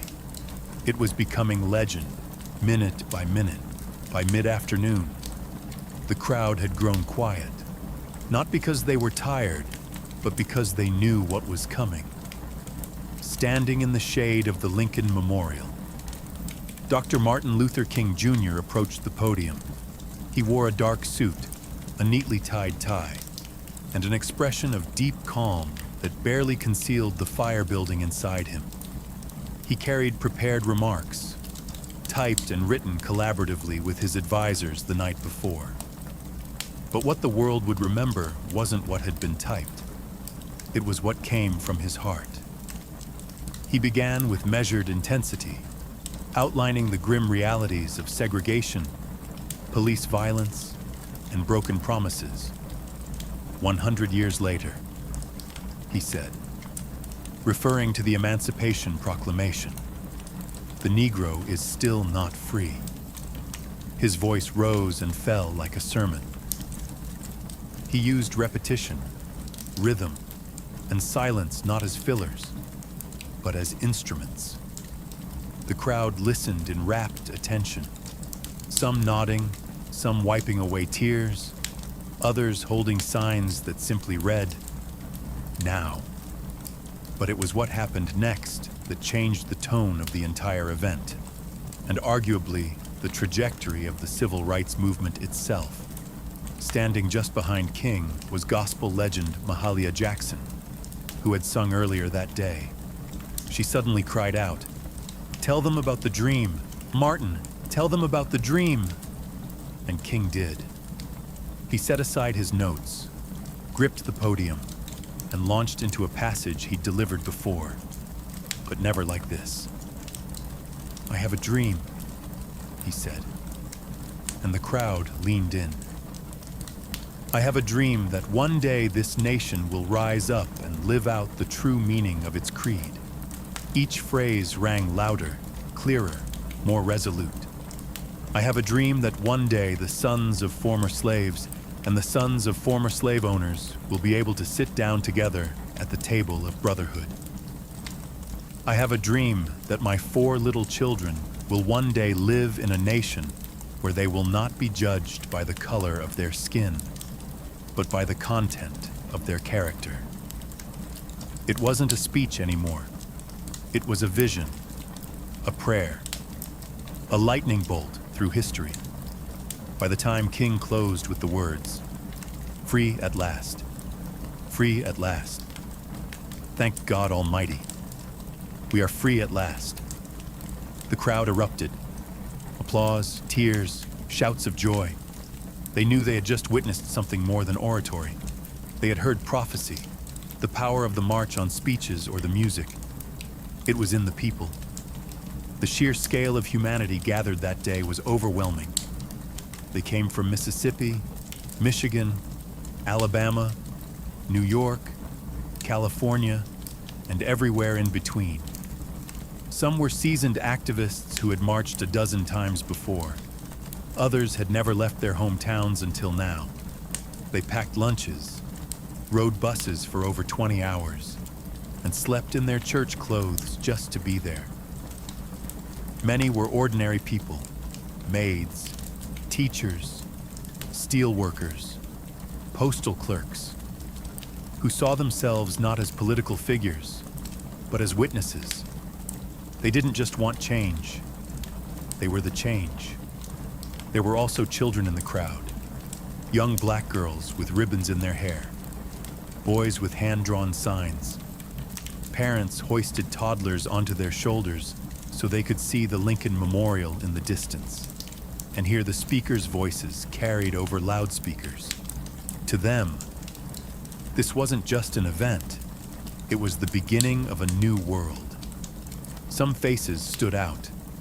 There was a young John Lewis, just 23 years old, representing the Student Nonviolent Coordinating Committee, SNCC. His original speech had been so fiery, so uncompromising, that senior leaders asked him to tone it down minutes before he went on stage. He agreed, but just barely. His call for radical change still shook the crowd. And then there was Daisy Bates, the only woman to speak that day. Not on her own behalf, but reading a prepared statement on behalf of other civil rights women. The organizers had faced criticism for sidelining female voices. Bates's brief but powerful message underscored a harsh reality. Even within a movement about equality, some voices still struggled to be heard. Also present were union organizers, rabbis, nuns, priests, and students of every background. They didn't all agree on strategy. Some favored King's nonviolence. Others leaned toward Malcolm X's more militant posture. But for that one day, those differences didn't matter. Unity won out. It was a visual symphony of American possibility. White and black hands linked in solidarity. Freedom now buttons pinned to chests, and the sound of 250,000 souls breathing as one. The faces in the crowd weren't just watching history unfold, they were shaping it, and none of them would ever forget what they saw. While the world saw unity, inspiration, and poetic justice on the steps of the Lincoln Memorial behind the scenes, the March on Washington was anything but simple. What looked like a perfectly synchronized movement was, in truth, held together with string, sweat, and a lot of last-minute compromise. Bayard Rustin, the chief architect of the march, had to battle not just logistics, but politics. He was constantly under scrutiny, not just because he was openly gay and a former communist, but because some civil rights leaders feared his identity would be used to discredit the movement. In fact, Congressman Adam Clayton Powell had once threatened to publicly accuse Rustin and Dr. King of being lovers if King didn't remove Rustin from an earlier campaign. That threat haunted every stage of planning. Then there was the issue of women's voices. Despite the critical roles played by women like Ella Baker, Diane Nash, and Dorothy Height, none were invited to deliver major speeches on their own. Rosa Parks was in the crowd that day, revered by all, but she was not given the microphone. Behind the powerful optics of the march lay the truth. The movement still struggled with its own hierarchies and blind spots, even within the Big Six organizations. Friction bubbled. SNCC leaders were growing increasingly disillusioned with the slow pace of change and the older generation's insistence on moderation. They wanted to confront systemic racism more aggressively. CORE had similar frustrations, but unity was deemed too important, just for one day. Meanwhile, the federal government watched with clenched teeth. Edgar Hoover's FBI had assigned over 100 agents to spy on organizers. They bugged hotel rooms, followed key figures, and compiled dossiers. They were convinced the march would turn violent or that communists would hijack the event. When nothing of the sort happened, they simply doubled down on their surveillance, especially of Dr. King. And let's not forget money. The march cost over $250,000, equivalent to millions today. Most of it was raised through unions and sympathetic donors. But organizers scrambled until the final hour. They even borrowed walkie-talkies from the Boy Scouts. The March on Washington was historic, yes, but it was also deeply human.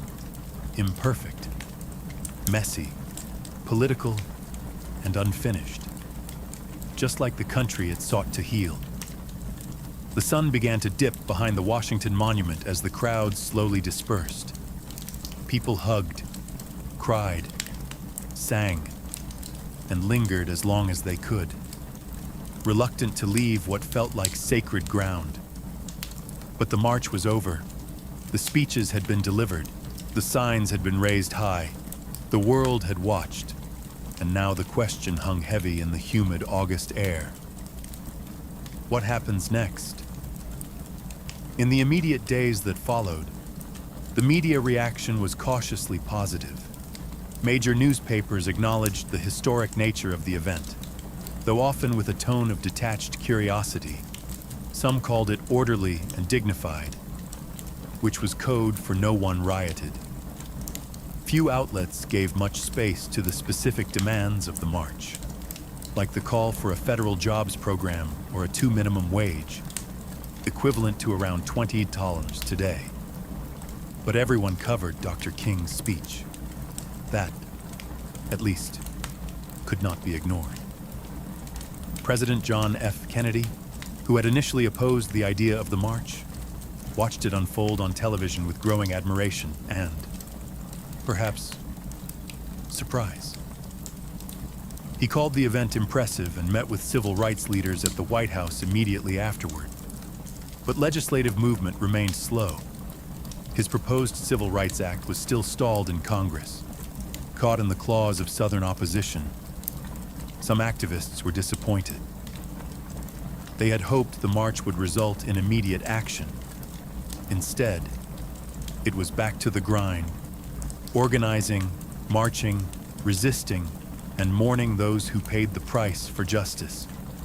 Just weeks later, that reality hit hard. On September 15, 1963, 4 black girls were killed in the 16th Street Baptist Church bombing in Birmingham. The dream had been voiced, yes, but the nightmare wasn't over.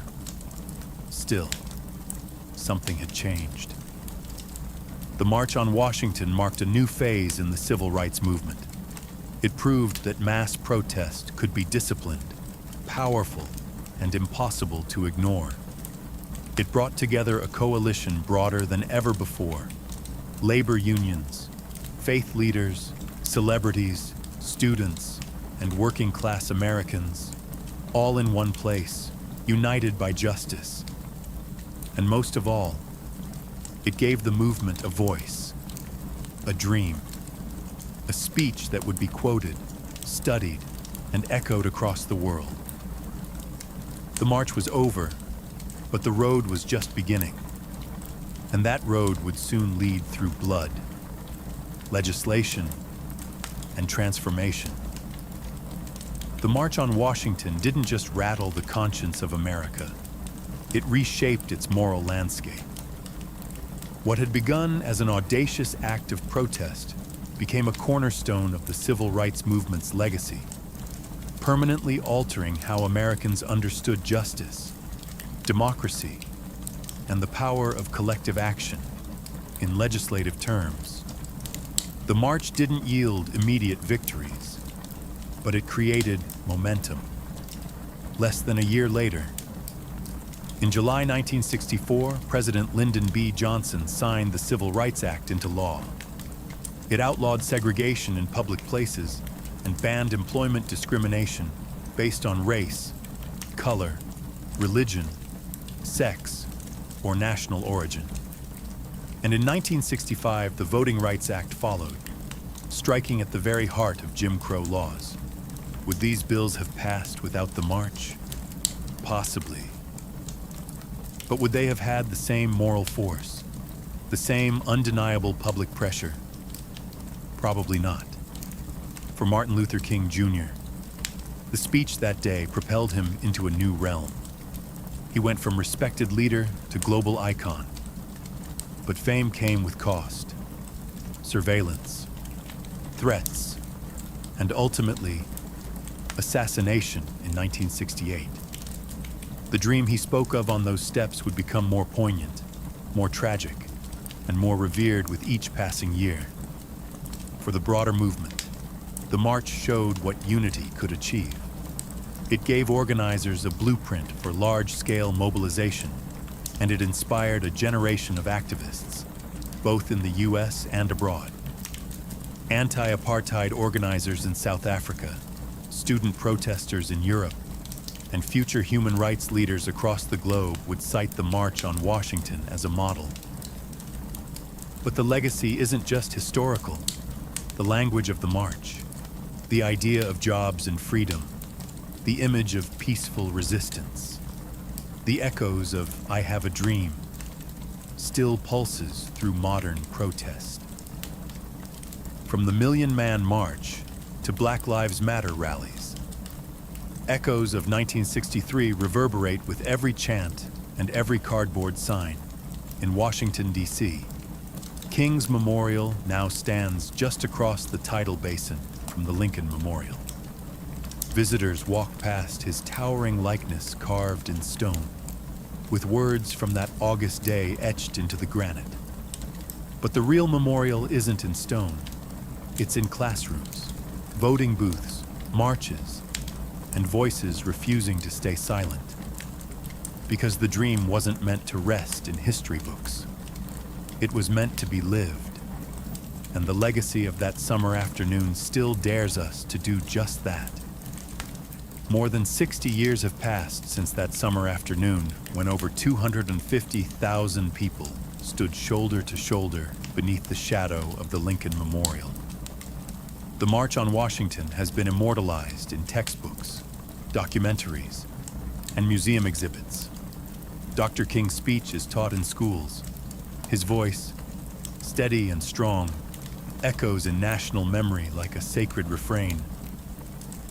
But for many, the question remains: has the dream been realized, or has it merely been delayed? In some ways, progress is undeniable. The legal framework of segregation was dismantled. Voting rights, though now under fresh assault in many states, were won through blood, marches, and court battles. The presence of black lawmakers, judges, mayors, and even a two-term U.S. president was unthinkable in 1963. Interracial marriage, once illegal in much of the country, is now protected by federal law. These are not small things. They are victories carved out by relentless struggle. And yet, the original demands of the march, the ones often overshadowed by King's speech, still echo unresolved. The call for a living wage, still unmet. Racial disparities in education, housing, employment, and healthcare remain entrenched. Police brutality, the very thing that sparked much of the early civil rights organizing, continues to ignite outrage and protest. The dream of true economic justice, of a country where opportunity is not predetermined by zip code or skin color, is still far from reality. Modern movements like Black Lives Matter have taken up the mantle, often using the imagery and rhetoric of the 1963 march as both inspiration and indictment. They march through the same cities, chant on the same streets, and demand the same basic human rights. But they do so in a world transformed by social media, surveillance, and new forms of resistance. The March on Washington was never meant to be the conclusion. It was a flashpoint, a stake in the ground that said, "This is who we are, and this is what we demand." It was a declaration, not a resolution. So the dream remains, battered, challenged, reinterpreted, but still alive. Whether it is deferred, distorted, or one day fulfilled, depends not on the past, but on us.